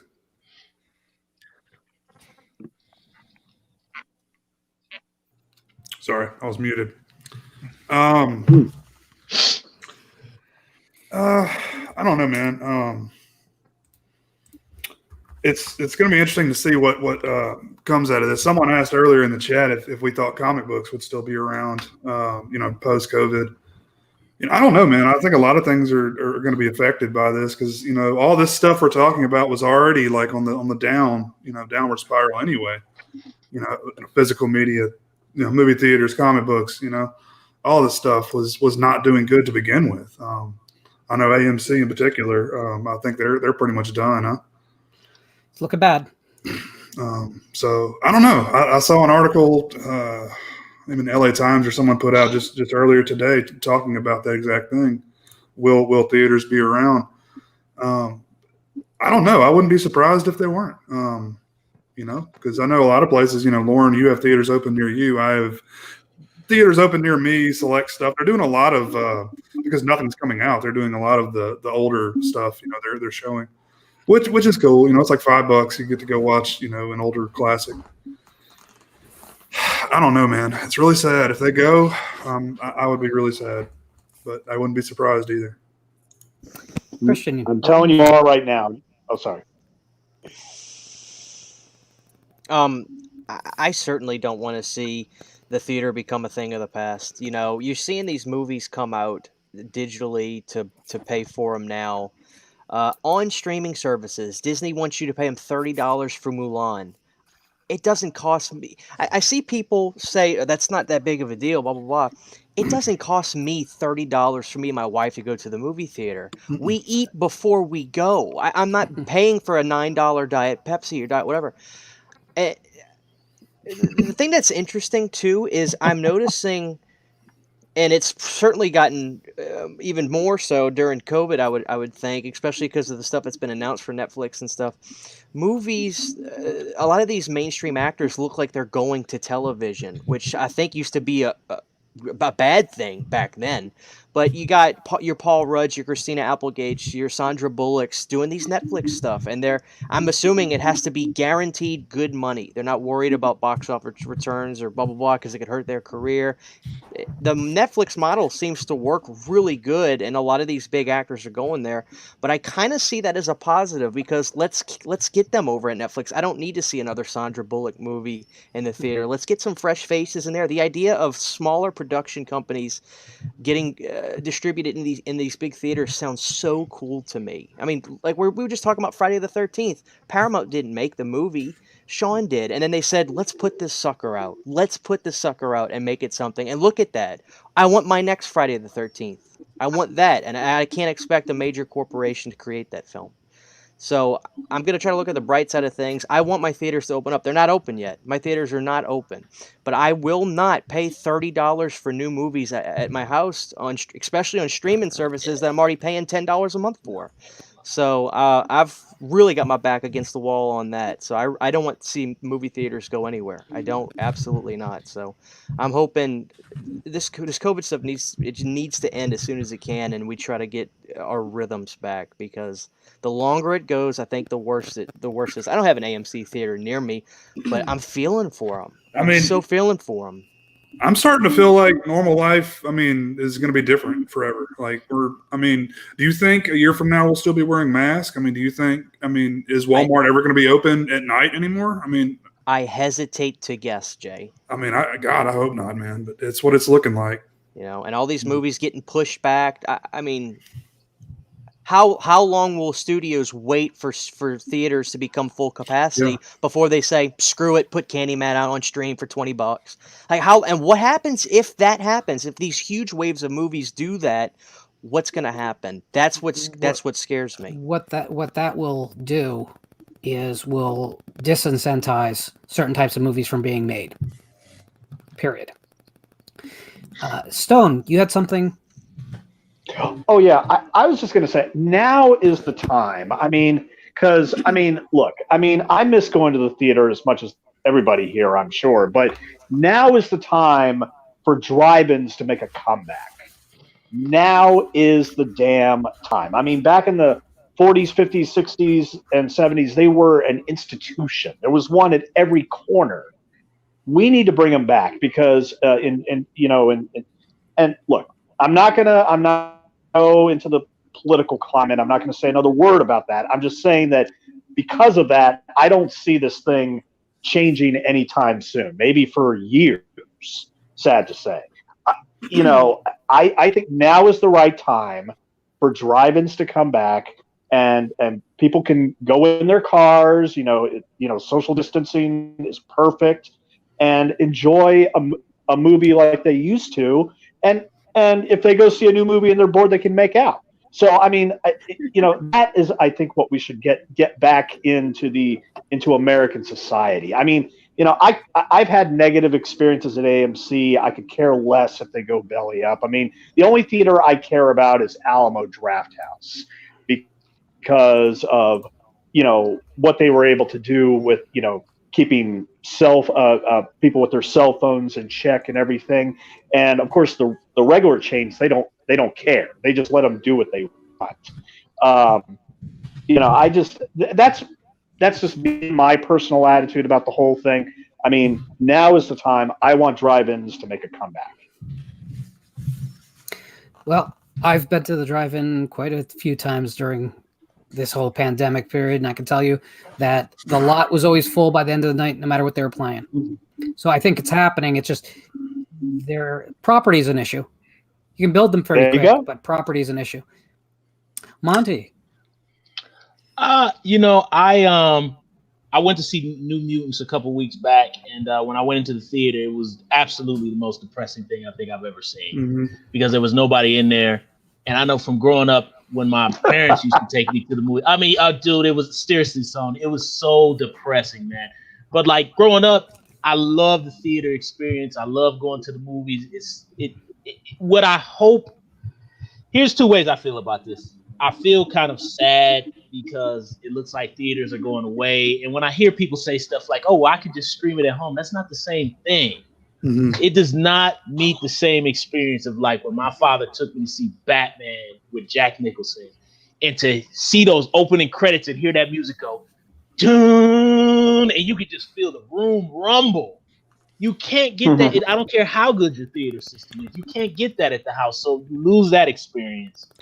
What I hope happens from this is what you were talking about, Lauren, like with these budgets, maybe they'll be more conscious of how much they're spending and we'll get smaller films. Maybe we can go back to the days where we can get movies like RoboCop, Aliens, Speed, which I didn't even realize those are not big movies. Aliens is not well, Lauren, I know Aliens, but I still think they spent too much. Yeah, but even like Speed and RoboCop, those are not big films when I listen to the commentaries. No. Those are small films. But they took what they had, crafted really good genre pictures, and they put them out in these theaters. And I kind of hope they can go back to where they're not spending as much and they're more conscious of the story and just not a product, but unfortunately the flip side of it is, I mean, are people going to go out and see this stuff if it doesn't have a name on it? So it's, I really hope movie theaters don't go away because it just really just makes me sad, but it looks like it might be happening. Guys, we've got somebody who's about to join us, and he looks like a sketchy fella. His name's Ricky. Oh my God! Hello. There's the man. Are you kidding me? He's in the house. No, Monty, please. I'm outside, so I don't have these nice backgrounds you guys have. No, I was listening to you. You're right. You know what I think on this subject, and it's not much because I'm out here and it's all shut down out here in LA. But I think that this COVID has accelerated the inevitable by at least 15 or 20 years. I think that what we could see down the road pre-COVID of what might be happening in the realm of theater, and it's just accelerated to the point where will they still be around in 5 years? And with the with what they're doing with television nowadays, and as you guys said, all the actors are moving over there, and the technology, the things I care about, it's because I'm older than all you folks, but it's all disappear. I think there's an inevitability that's been jacked forward, a decade or two since COVID. And thank you for coming on board, Eric, because now we can play tic-tac-toe. Well, I didn't want to interrupt, but this is the Regionfree debut. So I thought, and of course, Justin puts Ricky on that. I'm Ricky, so fuck you.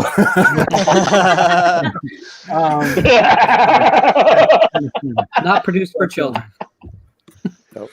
But thank you for joining us on this very auspicious occasion, Eric. No, it's look, I'm crashing your party because I know that I don't have any knowledge in the areas you were speaking of, but thanks anyway. I won't really take up any of your time because as soon as I run out of daylight, it's over for me. But I just my cable got cut by the communications company that they're working on the neighbors thing, and so I've been kind of living off of the main house. And you all have done that at one time.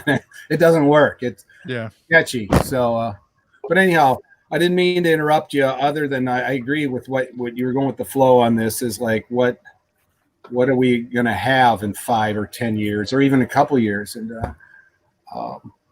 what are cities doing? Cities that are with broadband, you can be in the middle of a cornfield in Iowa and run your business and sell your wares through out of a garage if you wanted to. So.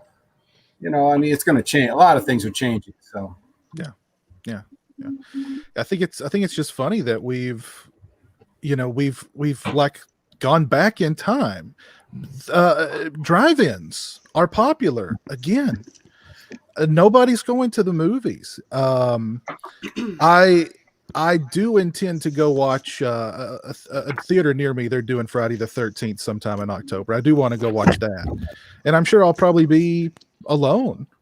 I'm probably not alone, but I don't know if movie theaters will ever go back to where they were, because they've already said all the losses that we've accrued this year are going right. We're taking them right out of people's pockets. They're going to, our audience are going to have to pay. So how much more are we going to have to pay for the going to the movies? We're already paying out our butts to begin with. How much higher can it be before it's just not worth it? Where you take that, okay, so I've got a smaller screen here. I don't have a surround sound setup, but it's cheaper just to stream it here, and I'm in the comfort of my own home. I can sit here in my underwear and, drink a Cobra premium 40-ounce malt liquor and,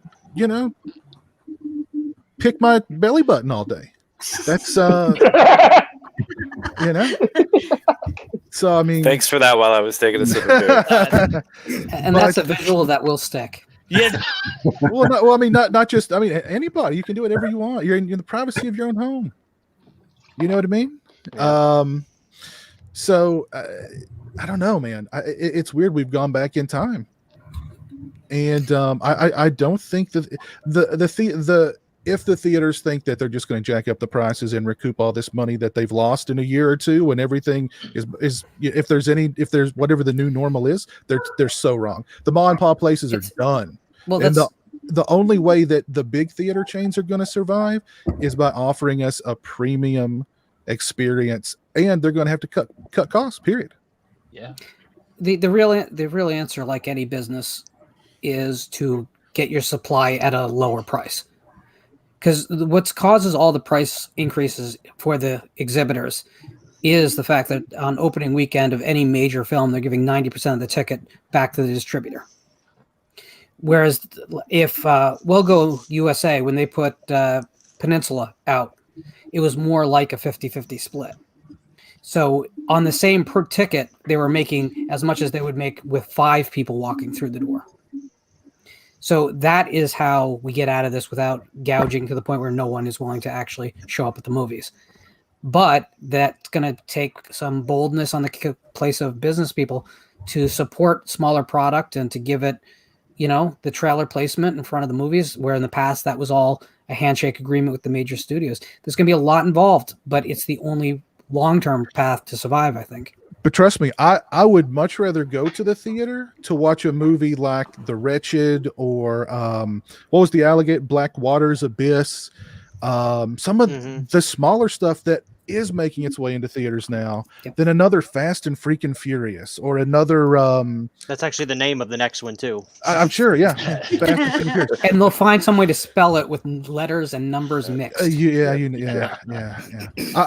If we can again show me those little films in the theater that otherwise would never get a theatrical run, I'm all for that. Well, Relic went from the planned release on that film was 8 screens in America, and it hit every drive-in in America because of what happened. So you're seeing a shift. The major studios, the major distributors are going to need to figure out what the math looks like, how much you can make movies for, how to play ball with the theater chains if they want to have partners. And keep in mind, again, if they decide to cut out the partners, it's just going to cause production companies to bypass them. So that's not a winning strategy for anyone. Yeah. We haven't heard from you, Raiho. Yeah. I live in, fortunately for me, I live in one of the safest places in the world right now. Nova Scotia is just, we don't have any cases in the Atlantic Canada region very often, and it's a pretty safe spot. Even then, though, the theaters are very tepid. They have weird hours. They only open on the weekends, things like that. So everyone's still trying to, feel the whole thing out. One thing that kills me about the whole thing is just the social aspect of it, like getting to actually go out and see people and all that stuff. It's like, I feel like on the one side, people will still want that. There's going to be lots of people that still just want to go out to the movies. It's something to do when you're a teenager. You can go out and get out of the house for a couple hours. So I think that that's still there, but I just worry, like we talked about, that these smaller theaters. I have a theater very close to me that's very small. I don't see it making it through this. So I'm going to have to drive a half hour to get to the theater just to see a movie, which is kind of a pain in the butt. Unfortunately for me, like I have 3 little kids. I haven't been going to the theaters very much in the last couple of years anyway. So I'm going to end up not getting to go to the movies and then not getting to go anymore because they're not going to be open, which kind of sucks. But I there were some production companies that started testing the waters with this way before this. I know Carol Co tried to come back and they were like, we're going to make some movies at some budget prices. We're going to have some dramas. We're going to have some of this, that, and the other thing. And that ended up not happening. I think they made a couple of pictures and they fizzled out again. But that's what I want to see anyway. So that would be wonderful. If that was the thing that brought the theater back, would be smaller budget films. They can make more on the ticket price. They don't have to gouge us. Everybody's happy. I think it would be awesome. Did Stone just expire? Did he? I don't know what just happened. I heard it. I wasn't looking at him directly, and then I thought this was becoming a different type of show. I'm so sorry I started laughing, but it's just so funny because just butt right there, butt. I couldn't tell. I love the mask. I have to say, I love the mask. The mask. Look at that region-free mask that you can buy. Beautiful. you can buy that region-free mask and a variety of different region-free shirts in my TeePublic store. We are such corporate whores now.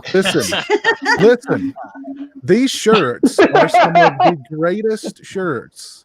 That's how I get my beer money ever. And I mean, those masks. Let me tell you, those masks will stop a bullet. Don't try it, but they'll stop a bullet. All right, I'm putting the link in this. That's Where's the the wrong asterisk at the bottom there? As long as you wear one of these shirts properly, you will get laid. Now that's a promise. That's a fact. That's a promise. We stand by that. Jamie, do you have any thoughts on the future of the math of Hollywood? I don't like acceptance. I like to have a positive attitude, and I live in a very small town. My theater is never really full, never really was full. I mean, maybe when we were back in the 80s, it would be full, but now it's usually about 3/4 full when there's a big movie playing. The thought of it going away just it makes me so depressed and so sad, because what else are kids around here going to do? Drugs. Yeah, that's what I worry about. I live in a small college town, and there's one bowling alley, there's a couple movie theaters, and that's about it. There's some skiing nearby. Let's go get high. So it's boring here, and I really don't want the theater to go away. So people, I know that it's hard, but you got to go out there, put your mask on, go out there, get in the theater, you know, sit 6 feet from people, away from people, but go, because otherwise we're going to lose it. And none of us want to lose it. And I know we're supposed to adapt and all that, and that's fine. We will, but it's going to take time. So in the meantime, go to the drive-in, go to the theater, do what you can to support the genres and the system. I'm really worried about it. And I am thinking about building my own drive-in. You know, it is a possibility. Ooh. I have enough land where I could build a drive-in on my land, but then I have to deal with, you know, cars driving up next to my house and all kinds of stuff that I don't want to deal with. So we're talking about it. I'm not sure, but we're talking about it. Besides that, here it would be seasonal because I live in the snow belt. And when you live in the snow belt, nothing is open in the winter except for ski places. So it would be difficult to have it be really lucrative, but it would be if I had it open during the right months. So it's a possibility. I don't want to see it go away though. Are there any theaters open in your neck of the woods, Eric, or are they completely all shut down? Shut down completely. Are any of them not on fire? We have this. The governor made some color coded system that's just beyond extravagant. It was already bad. Then he made things worse. Some color system, and then we're like 2 or 3 colors from being open. And oh my God, climbing the rainbow. Yeah, exactly. So, no, it's closed down, but that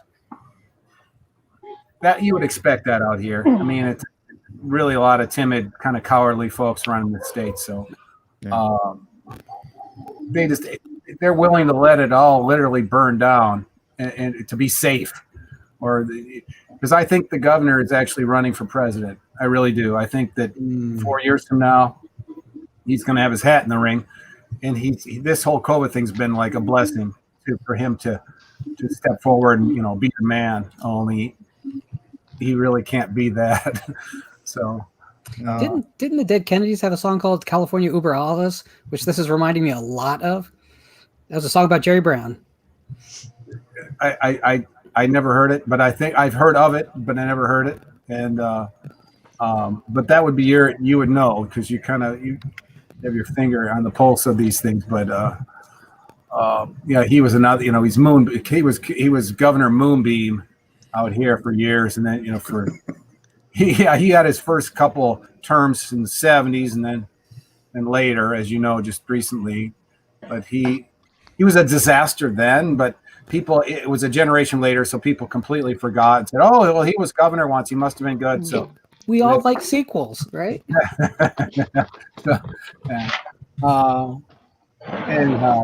Disaster out here. I wouldn't emulate this for anything. Anybody else? I envy you, because you got some sensible people where you're at, and. Oh no, we don't. Actually, I think Florida is going full open, like everything. Yeah, they are very soon. Oh yeah, they're already there. Yeah, yeah. My dad told me that. Who did we lose? Stone. We lost Stone. Okay. Oh, Stone. I'm sure he'll be right back. I've actually never been to a drive-in before. What? Really? They all closed down. This year was the first for me, and now I've been to quite a lot. I mean, they just don't exist around here. I don't know why, but there was one, but it closed down before I was going to movies. The nearest one to me now is too far away for me to go. But when I was a kid, we had one right in our town, and I went to so many movies at the drive-in. I absolutely loved it. I miss it, really. If that's what's coming, I'm cool with that. If that's what has to happen, I mean, for people to feel safe, that's fine with me too. We at one time had like 6 drive-ins around here, and literally my entire childhood it revolved around, going to these drive-ins in the summer, especially. It was big. It was a big deal. They had a playground. All us kids would go play. My dad and my stepmom would bring like lawn chairs, and people would bring pizza. It it was Oh, man. an experience. It's an experience. It's not the same as the theater experience. The theater experience is something unique in itself, but a drive-in experience is totally different. And I really don't want to lose either. I really don't. I don't want to lose either. I'd love to I've always experience been- it before. I think the cool part is the energy that you feel like when that's the part that I miss about it is the energy that you feel of all the people, like especially like when you're at the drive-in, especially when it's like during the summertime, you can feel the bugs, you can smell the popcorn, you can smell everything that people bring to the drive-in. You Yeah. guys know what I'm talking Bugs about. sounds great. Yeah. Oh man. Oh, y'all. Oh, it's a great time. Now I'm gonna get West Nile virus. Yeah. Exactly. Oh, man, You haven't quite seen any movie. right? You haven't quite seen any movie until you've been hit with a frisbee during a movie. Oh, yeah. Yeah.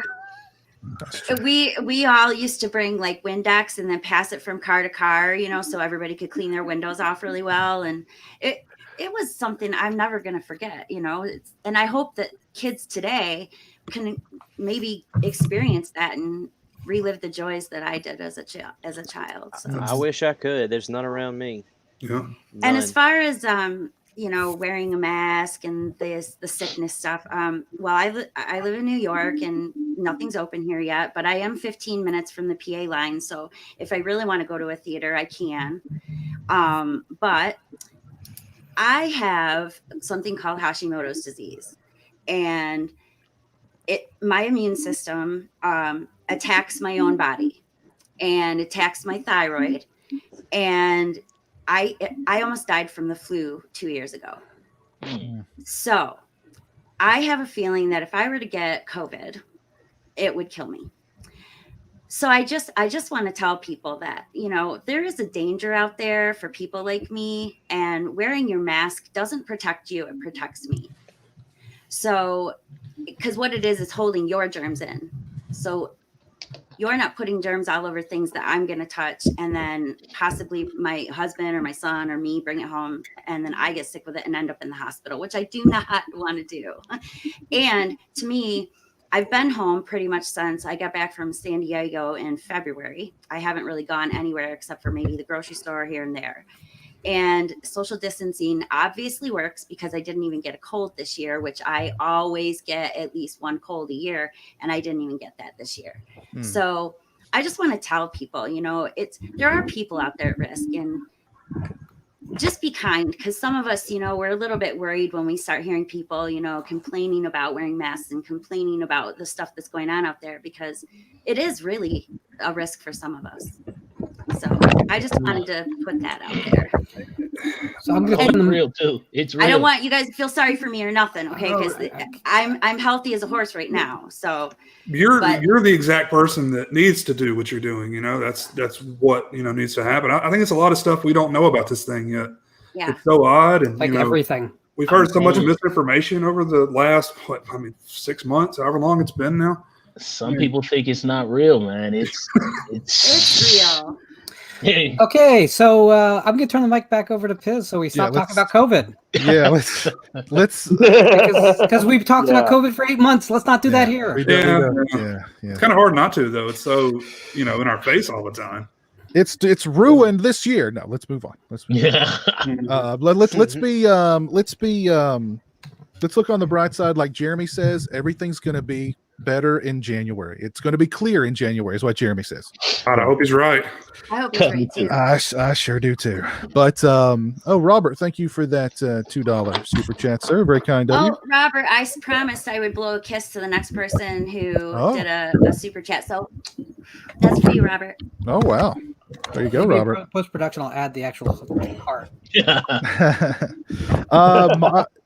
I believe that Stone has got a review for us and possibly some digital codes to give away. Is this true? What I've heard, Stone?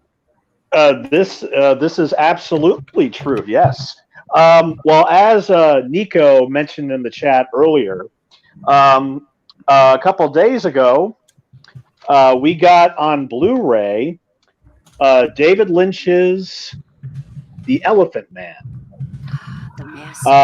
which is I haven't seen this movie since high school. So I got to say right now that the movie that this reminds me the most of is Todd Browning's classic 1932 film Freaks, which he made to showcase all these carnival performers that unfortunately are ridiculed by society, and of course their fellow human beings who work at the circuses and the carnivals back in the day and everything. Well, The Elephant Man is based on a true story of a man named John Merrick, although it was found out after the movie came out that his real first name was Joseph Merrick. Yes, and he was born with severe deformities. A monstrous face, and yet at the same time he was really a very intelligent man with a lot of dignity, and that's really the theme of the movie, is about a man's dignity. David Lynch made it shortly after his first film Eraserhead, and this of course was years before Dune.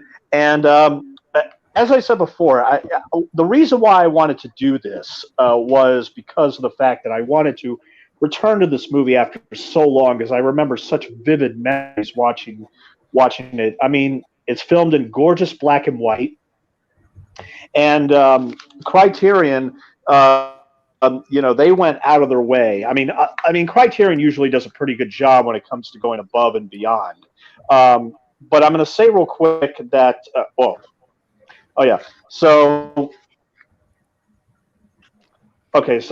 the booklet has a lot of great imagery and pictures from the movie, as you can see.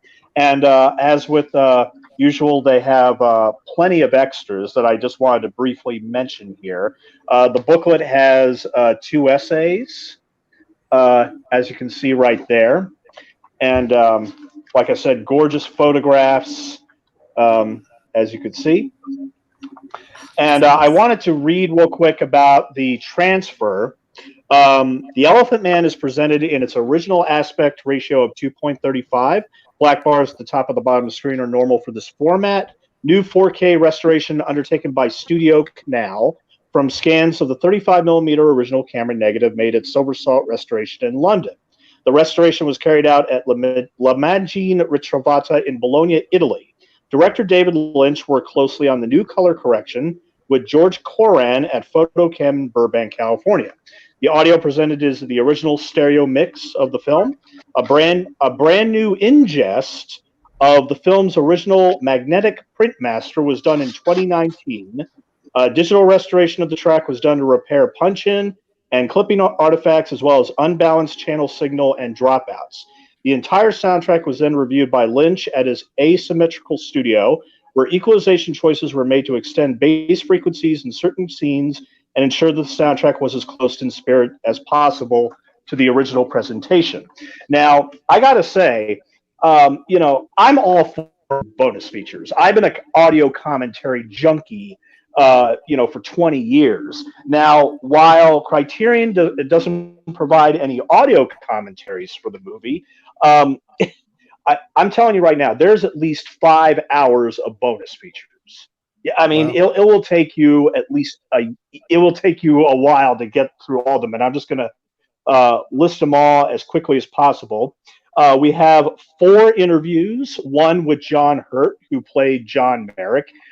He was in Alien and many other films. His interview was 20 minutes, and he actually suggested to David Lynch that we wait until the second act, until we have the full reveal of John Merrick's face and body. And that's why there's a great scene at the start of the second act at approximately the 30-minute mark where a nurse comes into the hospital room where Merrick is staying and just screams. And that's when we get the absolute full reveal, when before we saw him from behind or in the shadows. And it was actually John Hurt that came up with that idea. He also talks about, of course, the makeup process. This is legendary because he spent 7 to 8 hours in the makeup chair applying all this makeup, and he would work alternate days. So he would work one day, get all the makeup on him, and do basically 2 shooting days, get all the makeup off, and then he would have a day off and everything. There was hardly hardly any improvisation. They went directly from the script. He also said he was terrified of Sir John Gielgud because he said that he was like a personal hero to him and everything. And also the final thing about John Hurt is that this was 1980, and so he had finished the majority of the infamous Michael Cimino movie Heaven's Gate, and they were still shooting because Cimino had spent millions and millions, or wasted millions of dollars making this epic movie. John Hurt had so much off time that he made The Elephant Man while he was making Heaven's Gate. And when he was done with The Elephant Man, he went back to Heaven's Gate and did the entire prologue, which was the same budget of The Elephant Man. The second interview was with Frank Connor, who was the stills photographer. Third interview with Jonathan Singer, the producer. There was a Q&A at the BFI, which was very, very interesting. There's also an interview with David Lynch, obviously 25 minutes. The interviews, I think, are terrific. And there's also, there's also a lot of, there's also a lot of archival features. David Lynch at the AFI, documentaries about the real Joseph Merrick to give you all insight into the real person and everything. Let's see. Plenty of other interviews. And finally, there's also a 70 minutes audio recording of David Lynch and co-author Christine McKenna reading from their 2018 book, Room to Dream. So, as I say, this Criterion is just loaded with, just so many bonus features. And I like I said, this is a wonderful, wonderful purchase for anybody who is seriously thinking about picking it up. The interviews are great. The documentaries are great. And now I'd like to turn it over to Jamie, who I understand would like to have some comments, and then we can go to Lauren. Actually, I was going to rewatch it so that I would have more to say, because it's been years and years and years and years and years since I've seen it. But I do remember bits and pieces of it. I've always thought of it as it is my gateway drug to David Lynch. It was the reason that I became a David Lynch fan. I was 8 years old and I was watching it on HBO, and my mom's like, "You're a weird kid. Why do you like this sad stuff?" And I'm like, "It's beautiful. I like how he's nice to the Elephant Man, and how he makes him seem, sympathetic and stuff." And my mom's like, "Yeah, you're a weird kid." And I'm like, "Yes," but it was the reason why I started to love David Lynch. And my mom brought me to Blue Velvet. I saw, Wild at Heart in the theater. I saw Twin Peaks in the theater. I've seen every one of his movies in the theater except for Inland Empire. And so, yeah, That's a mercy. yeah, it is. But for me, David Lynch, he's my favorite director. And, I'm looking forward to getting the Elephant Man Criterion, because I really am looking forward to seeing all those documentaries, and I'm glad they released it on a good format. Oh yeah, because Paramount never bothered to release it on Blu-ray, that's for sure. And of course, their DVD was as bare bones as anything else they put out back in the day. But yeah. How about you, Lauren? Elephant Man is it's a strangely powerful film, but it's also a film that holds you a little bit of arm's distance until it decides to suck you right in. The decision to film it like something from the late 30s is really striking, but always kind of pushes people away. I think like the same story could be told in a way that your mom wouldn't have told you you're a weird kid, Jamie. But Lynch decided intentionally to make it difficult to get into the world until you were in, and then he knew he could just emotionally control you. So I think it's a powerful film, and I think it's just as experimental in its own way as Eraserhead, but it's commercial enough to have gotten the 8 Academy Award nominations. Now, it didn't win anything, and I'm not sure it should have necessarily won anything, but I think the fact is I can't think of another film as weird, except Mulholland Drive, that also got nominated. I think that it's nice seeing in these waning days of physical media a film like this getting a release, because it couldn't have been anything. It couldn't have been just a money play. It doesn't make any sense. And Criterion obviously know their brand, but of all Lynch's films, I got to think that this is probably the one that is probably like the commitment buy for a lot of people. This isn't Blue Velvet. This isn't Lost Highway. This is the one that people are going to buy and say, well, I probably won't watch it a whole lot because it's not really a feel-good thing, although it makes you feel good eventually, sort of, if you kind of squint. I mean, it's a film about, wanting to sleep like a regular man. So I think it's really brave for them to put it out, and I commend them. It's going to be really important that people go out and actually buy this movie, though, because this kind of thing is going to get less and less, because as the formats fade, films that exist in the margins of our culture are going to have a harder time getting released. So please, if you love Elephant Man, just buy the damn thing, would you? Please. I'm sold. Yes, please do. Please do. It's, I mean, like I said, it's gorgeously photographed, and Criterion did a hell of a job. And I actually want to close out with a story about the producer who, well, not the producer, but actually it was made by Mel Brooks, of all people. What happened was, I mean, it's very interesting. The story of how this all energized was that the producer of the movie, who has a Q&A, he mentioned that his housekeeper gave him the script and said, oh yeah, my boyfriend wrote it. And he just put it in a drawer and didn't think about it until the housekeeper left and found another job. And then he took it out, read it, he loved it, and he said, you know what, I'm going to give this to Anne Bancroft, who was Mel Brooks' wife at the time, and she actually has a key role in the movie, a very wonderful key role in the movie where she visits John Merrick at the hospital, and later there's a great scene in the theater I'm not going to spoil, but so the producer of the movie, Mel Brooks, got a hold of it and said, okay, I like the script, but I haven't seen this guy's movie, Eraserhead. I need to watch it.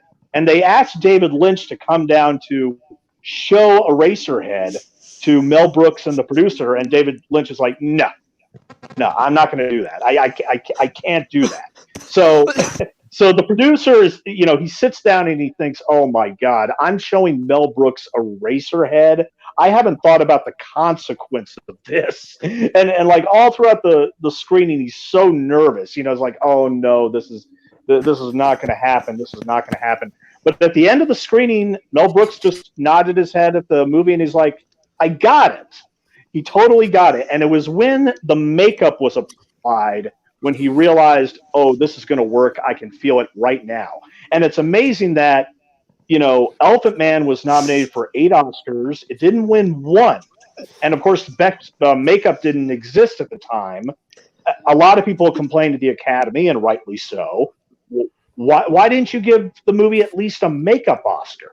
And that led to the creation of the award for the next year, which of course was won by American Werewolf in London, Rick Baker's Werewolf Effects.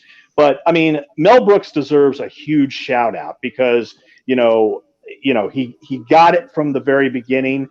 He realized that this story is it's powerful, it's important, it's very true, and I mean, yeah, I mean he definitely deserves all the praise in the world as well as John Hurt and David Lynch, and of course the makeup guy who is Christopher Tucker. Yes.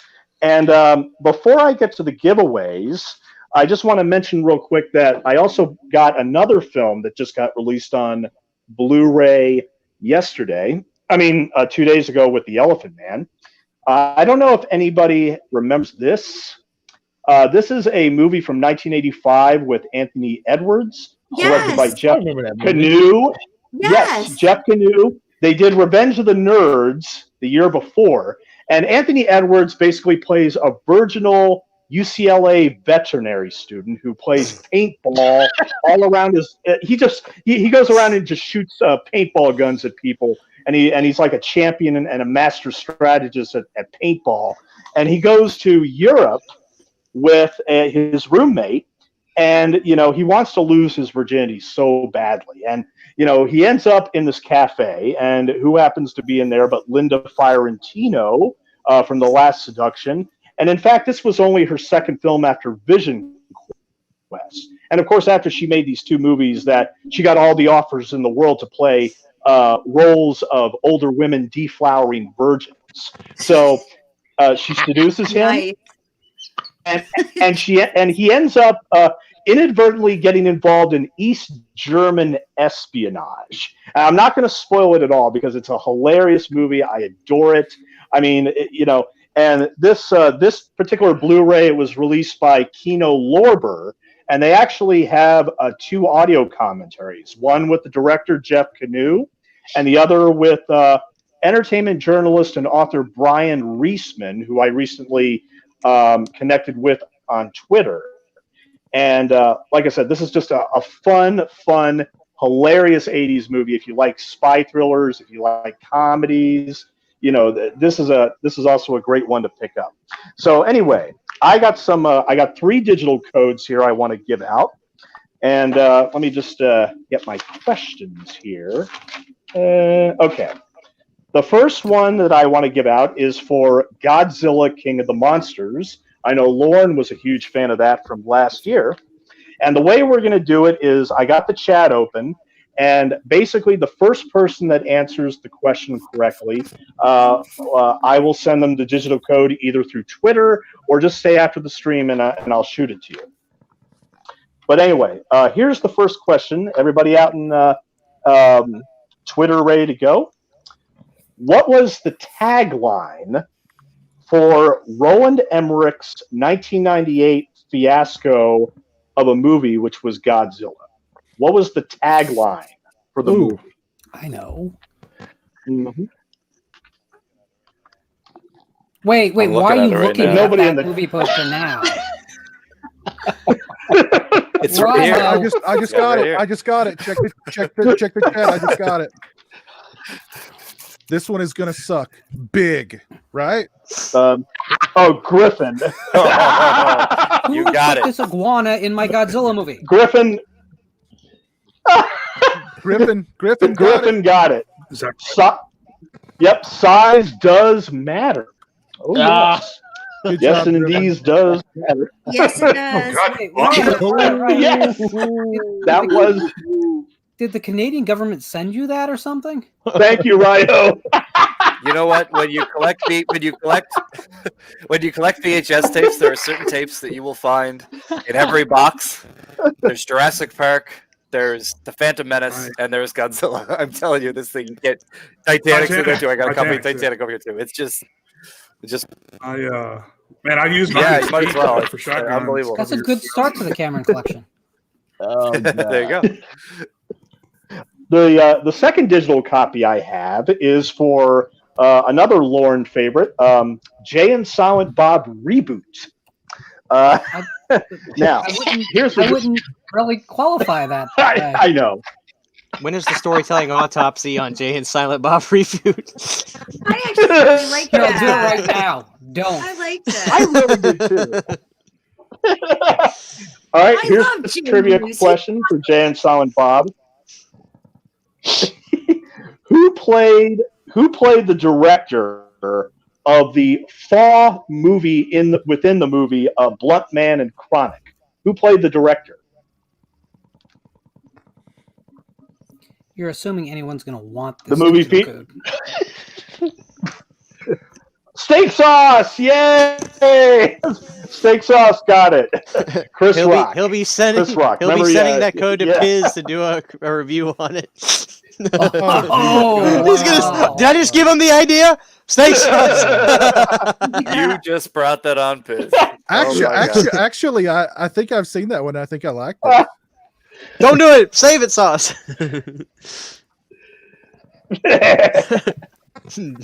Have you got All one right. more, Stone? The very last, I have one last one and I'm done. Yes. All right. Now, the last one I have is it has more than just the digital copy.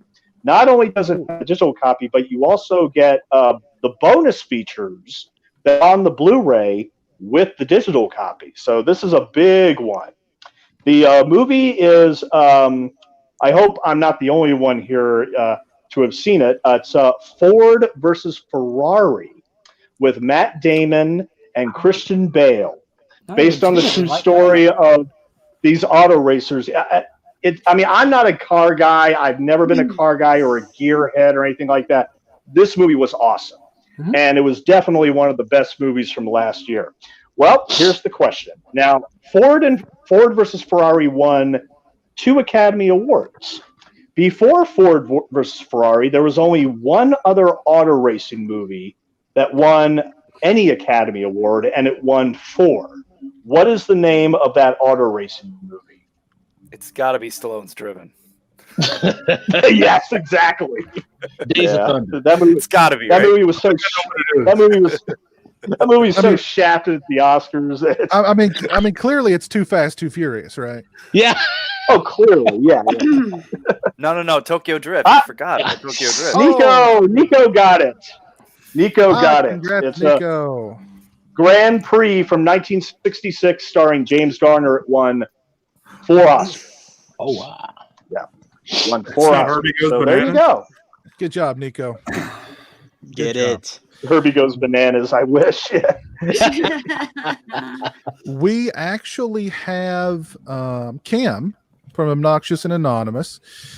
He could not make it tonight. He actually sent a review for us to play, a video review of him to play during the show. So I'm going to cue that up really quick, and we'll get that started. Right. All right, there we go. And here we go.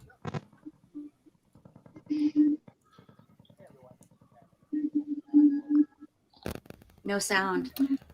Oh, you gotta allow the audio to bypass. I thought I did. Hold on. I thought I did. Share audio. Yeah. Okay. I guess I didn't. My bad. All right. Now, here we go for real. Hey everyone, this is Cameron from Regionfree, as well as my own YouTube channel, Obnoxious and Anonymous. I apologize for not being on tonight as well as subsequent videos for the rest of the group, but I'm currently finishing post-production on my latest film called Queen of Hearts. Until then, I will be contributing little videos that I can help earn my keep alongside these wonderful people you see on here this evening. Thank you all for not only supporting our new channel and the changes that come along with that, but also our independent channels as well. You see, every new subscriber that each of us gets does help with the YouTube algorithm, and that means everything when it comes to search results.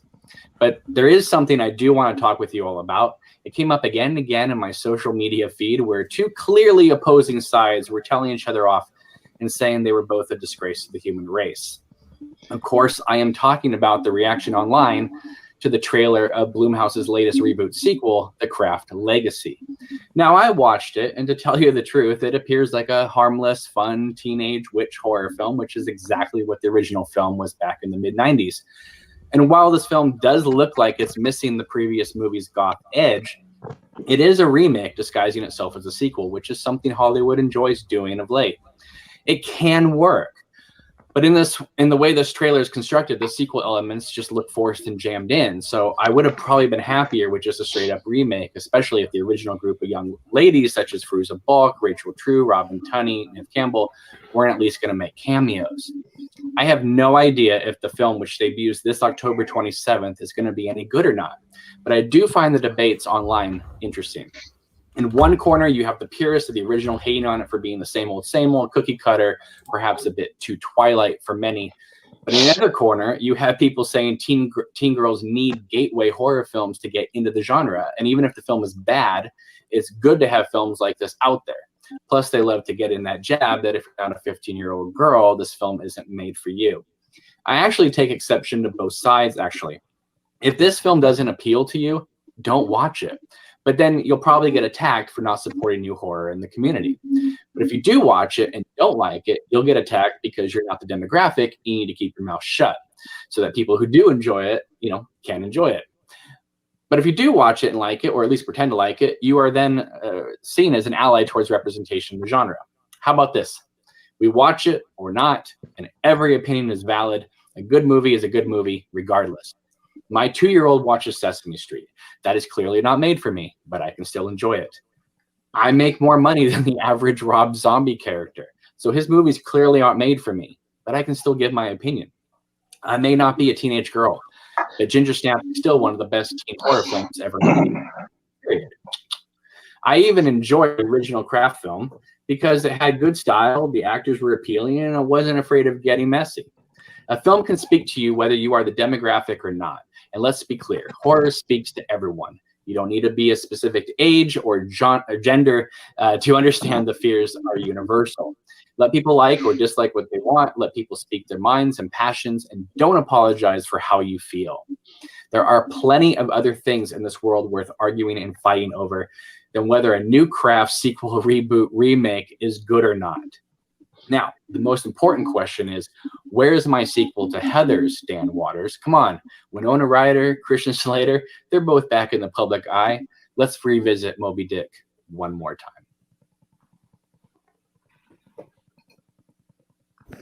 All right. Thank you, Cameron. If there's ever a sequel or remake to Heathers besides that television show horrendous thing, I'm marching on Hollywood. Next up, we've got Monty, and Monty is going to be talking about something really interesting. Monty, you've got the floor, sir. Oh, yes. I'd like to bring up, I have an Arnold-a-thon going on my channel right now because I am a slut, so I have to bring that up. But I'd like to talk about Arnold Schwarzenegger's film, End of Days from 1999. That was actually Arnold Schwarzenegger, as we all know, was the big dog of action films in the 80s and into the early 90s.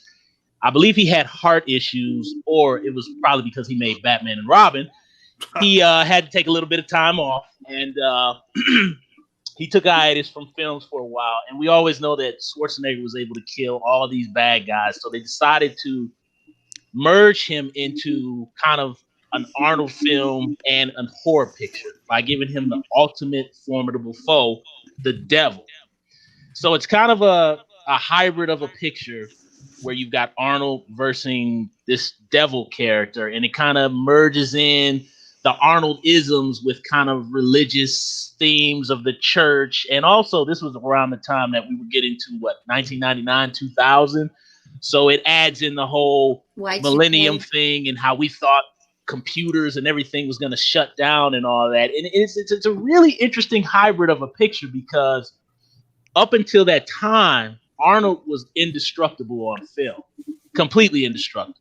I mean, he might have got his butt whooped by the Predator, but overall, he just destroyed everything in his path. This is the first movie where he was completely layered and emotionally vulnerable, and literally starting out the movie completely broken down.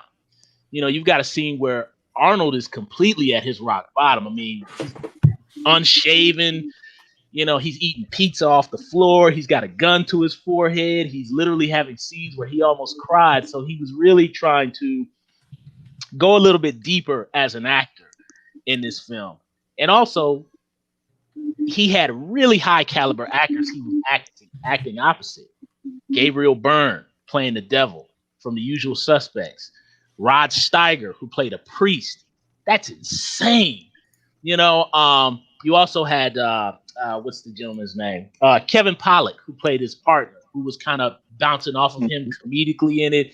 It's a nutty film because there's these crazy moments of like horror where like a man is like trying to sniper somebody and he's screaming things, but he has no tongue that you find out later on, and it's just insane. It goes really far with kind of the things that the devil does, and they really push the nihilism and the I'm trying to think of the good word for just the things that Gabriel Burns does as the devil is just it's just really insane. It's off the hook. It kind of appeals to kind of your darker side when you watch it. Like, who would just want to walk into a restaurant and just like slob somebody down in front of their husband and they just go like, "Hey, it's all good, right?" And they walk out the restaurant and it blows up. You know, that's the kind of things that they do in this movie. And I just like the fact that Arnold pushed it a little bit further dramatically and adding in the religious elements to it. It's not by any means a good film. It was passed on to him by James Cameron. And actually, I believe, what's his name? Who did Blade 2? What's his name? Guillermo del Toro? Guillermo del Toro. He was supposed to direct that. And Marcus Nispel was supposed to direct it. Tom Cruise was supposed to be in Arnold Schwarzenegger's role. Can you imagine that? That's crazy. No. But yeah, they wanted Tom Cruise to play that role, you know, and it just, you know, but he passed on it. Yeah, the pizza on the floor, right? But he passed on it. But Peter Hames directed it, who directed Running Scared and the underrated The Relic with Tom Sizemore, and it does have that same visual look of kind of the very bright white lights that you get in his films with kind of that soft kind of look to it. It's a very dark film. Yeah, it's a cool watch. You know, I think you guys should give it a shot if you haven't seen it, just to watch how absolutely crazy it gets. So, crack open the beer. I'm sorry. One thing I want to add about End of Days: awesome soundtrack. The Limp Bizkit jam on there is a banger. Banger. I forgot because that was in all the trailers at the time. Oh my god! And I also remember too, this was kind of Arnold kind of getting to that Burt Reynolds, the maddening kind of part of his career, where, you know, like when you know, it's going downhill, you know. And I knew it too when I saw it. It's like there's a lot more use of stuntmen and things like that, and the fights are a lot more cutty because, you know, Arnold probably physically couldn't do it anymore. But I still think it's very worth a shot. I like all the horror elements to it. It's just some really creepy, unsettling stuff in that film. So, you guys are out there, give End of Days a shot. Yes, sir. Yes, I saw End of Days in the theater in Australia, and I think Udo Kier was in that movie somewhere too. But yes. I only remember one thing. I only remember one thing from watching End of Days. Where he's talking to Rod Steiger, the priest, and I forget the female lead from it, but she was there as Robin well. Cunning. Yes, thank you. And supposed to be Kate Winslet. Oh, really? And the priest said, "Oh yeah, it will happen. It will happen at this time." And Arnold says, "Is that Eastern time?" Yes. That's the only thing I remember of End of Days. But well, it's nice that they still add in a lot of Arnold's puns too. You know what I mean? There's like a scene where like Kevin Pollak comes back from the grave and he shoots him in the arm and he goes, "You just shot me in the arm." He goes, "Well, don't be such a pussy. You just shot you in the arm." I'm like, that's awesome, man. It's fantastic, man. And also too, this movie wasn't as financially successful as they wanted it to be. You know, they thought it was going to blow up because Arnold was fighting the devil, but it was at the end. Nicolas Cage was the action star. You know, it was just over for Arnold. I think the film made I think it was $100 million budget. It made like 60 or 70 million in North America. So it was a financial disappointment. And, you know, pretty much it was Arnold was over at that point, pretty much. Yeah. You know, it was sad for me, you know. Yeah. I watch that movie every Christmas. It's one of my favorite movies. I love it. I love that movie. I love Arnold Schwarzenegger. I do. I love him. Like I love him. I do. Me too. He's so funny. He makes me laugh. I mean, I fell in love with him during Conan the Barbarian. And I've been a humongous fan of Arnold Schwarzenegger ever since. And I think he has one of the best senses of humor in Hollywood. Honest to God. I think he's really, really funny. He really has good comedic timing. And he brought it to that movie. I think a lot of that movie has his comedic timing to it, which was what made it good for me. That and the fact that it's a horror movie, you know, and I really, really like, there's some really scary things in it. Like that guy on the train going right up to Robin Tunney and saying, blonde guy. He's going to F you, Christine. He's going to F you. And I'm like, oh, did he just say that? It's freaking me out. and then the guy catching on fire, that really bothers me. And then the scene with the mom and the daughter with the devil. Yeah. Holy That's great. crap. What a random weird scene to throw in the middle of this movie, right? I just thought that was pretty wild to put a scene like that in the movie. I really enjoy it though. I do. It's one of my favorite movies and I watch it every Christmas. I think the coolest thing too. Oh, I'm sorry. Oh no, go ahead. I was gonna say I love the apparition of the devil in that movie before he takes over Gabriel Byrne's body. You just see like it looks like a bird, but you see the form, and it's so cool. It's just like, man, and of course, you know, Arnold does his trademark the whole movie. I love it. I love it. Which I love it. there's no Arnold movie without the you know. So. Let me give a shout out here to my buddy Gabe K. Oakland. Thank you for the $9.99 super chat. He says, amazing work, everyone. Keep it up. Robert Long also dropped another $2 super sticker. So thank you for that, sir. Well, kiss for you guys. There you go. Jess Graham actually says that he's worked with Schwarzenegger. Let me get back up to his comment. Oh, really? Said he worked with him a half a dozen times, that he's a nice guy, but Arnold is all about Arnold, is what he said. Aw. I believe it. If I can find it here. Gosh, Hook a girl up, Jess. Come on. I can't find it, but it's, yeah. Hook a girl up. I mean, that's I was just cool. gonna. Go ahead. I'm sorry.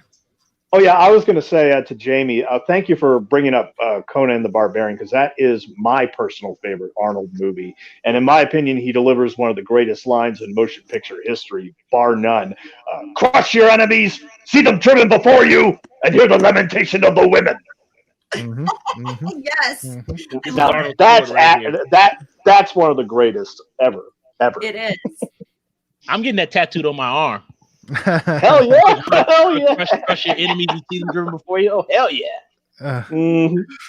But that is actually Monty is going to be covering more Arnold Schwarzenegger genre horror movies, especially on our next episode, which will be closer to Halloween, which will be all about Halloween and horror and all those things that, you know, depraved people like. Personally, I they're just beneath me, these horror films. They're just sick. It's just sick. Something's wrong with them. I'm just waiting on Monty to review the best Arnold Schwarzenegger movie. He hasn't done it yet, though. Would that be Last Action Hero, Christian? No, Jingle All the Way. Oh, that'll be for. I do think it's Last Action Hero. Last Action Hero is my favorite Arnold Schwarzenegger movie of all time. Absolutely, I'll take it over Terminator 2 any day. I'm a comedy guy. He is so funny in Last Action Hero. Are you kidding me? Yeah, That movie is insane. I love Last Action Hero. My all-time favorite. The bad guys are in there. This man's not dead. Christian. Yes. Twins comes out on Blu-ray in a couple months. I saw that. Yep. A little Shout Factory. Shout Factory. I'm gonna grab that. That's top 5. Me too. That's top 5 for me. I love Jess actually says I worked production on most of Arnold's Proposition commercials when he was governor. Oh, really? Jess Graham, I need you to make this commercial good. I've got to win this. Were those experiences positive? If I lose this race, Jeff, I will drive you before me, and I will have your mother. That's a good impression. Get to the car. See you at the party, Victor. And the hell with you. There it is. Yes. To hell with you. If I don't win this, Jess, to hell with you. By Crom. We are gonna bring on our very first call-in onto Region Free. He is one of the most evil men I know. Oh God. And I'm sure he'll make for a very interesting very first call-in. So here we go. Steak Sauce, welcome to the show, sir. Hi, buddies. Hi, Saucy. Steak Sauce. Hey, what's up, man? It's the South Spouse. Congratulations. Things just got saucy. Congratulations on Jane Silent Bob reboot. Oh, thank you. I'll finally get around to watching that. That was I like the Jane Silent Bob Strikes Back, so maybe this will be good. I doubt it, but hey. I loved the reboot. I loved it. All right. Well, Me hey, too. listen. Me too. I liked it better than Strike Back. So Steak, Really? what's on your mind tonight? Do you have a question for us? Do you have a comment on one of the many? Oh, go ahead. I don't have a whole lot to say. Just kind of got sprung on me last minute. I didn't know we were doing Collins, or is that me? Is that fucking noise me? What's going on? I don't know. Someone better cut the shit. I bet it's Jay somehow. No, he's muted. Anyway, he's doing it somehow. No, I didn't have anything prepared. This has kind of got sprung on me. I didn't think week one they'd be going to the Collins. You guys must be real short for material. Well, we wanted. I wanted our very first call in to be special. Well, and unfortunately, that person wasn't here. So now we have you. or the 6 or 7 people you reached out to after. But number 8, ready to go. No, it's been a great show. It's fantastic. I've been a Sausage Factory guy for 5-6 years. I haven't been there from the very, very beginning, but I've seen it kind of grow in both production value and numbers. So it's kind of cool to be around as far as that goes, and to see it kind of morph into this new thing that it's good shit. It's kind of got me to start my own pile of garbage show. So great show. Yeah. Oh, thanks. Great show. Yeah. Yeah, I had fun when I came into your chat. Well, that's kind of the thing. It's I couldn't do it without the chat, so I thank you, Jamie, very much. You're welcome. It's fun. And bad things happen in Al Suspiria too. He's a big part of the show. But I will bow out now after saying thank you for all the entertainment in the past, and good luck as you go forth. And look forward to speaking with you in future weeks. Love you, Sauce.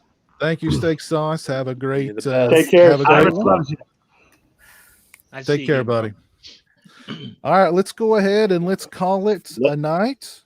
Are we good? Yeah.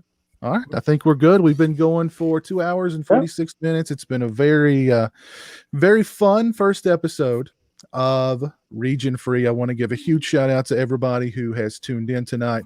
Let me give a shout out to our patrons, Kevin Smythe, Captain Halloween, Disco Demon, and Steak Sauce, who you just saw in the chat.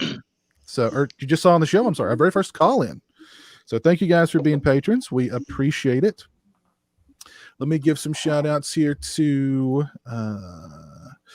Steak Sauce again for the $4.99 super chat, Orc for the $2 super chat, Nico for the $5 super chat, Daily Ghost for the $5 super chat, Robert Long for the $5, $6, $7, $8, $9, $10, $11, $12, $13. We appreciate that, buddy. And Gabe Kayokla, thank you for the $9.99 super chat, sir. Very much appreciated. So we will be returning on October the 22nd. It's going to be our Halloween show. It's going to be all about Halloween, all about horror, and we hope you guys will be there to take part in it with us. So yeah, thank you guys so much. I think it was a great first episode. I want to thank everybody on the panel who joined me tonight. Thank you guys very much. Shout out to Eric Freeman, who was here for a while to make our first episode special. Eric. Yes. And of course, to our very first call in, Steak Sauce. So we're going to go ahead and wrap things up with an outro that was also produced by Lorne and scored by Christian. So Christian's the real hero here. Christian is the real hero here. So there we go. So again, thank you all for tuning in. Very much appreciated. We will see you all again on the 22nd at 8 p.m. Eastern Standard Time right here on the Region Free YouTube channel. And until then, have a great one. Stay safe, stay healthy, and peace.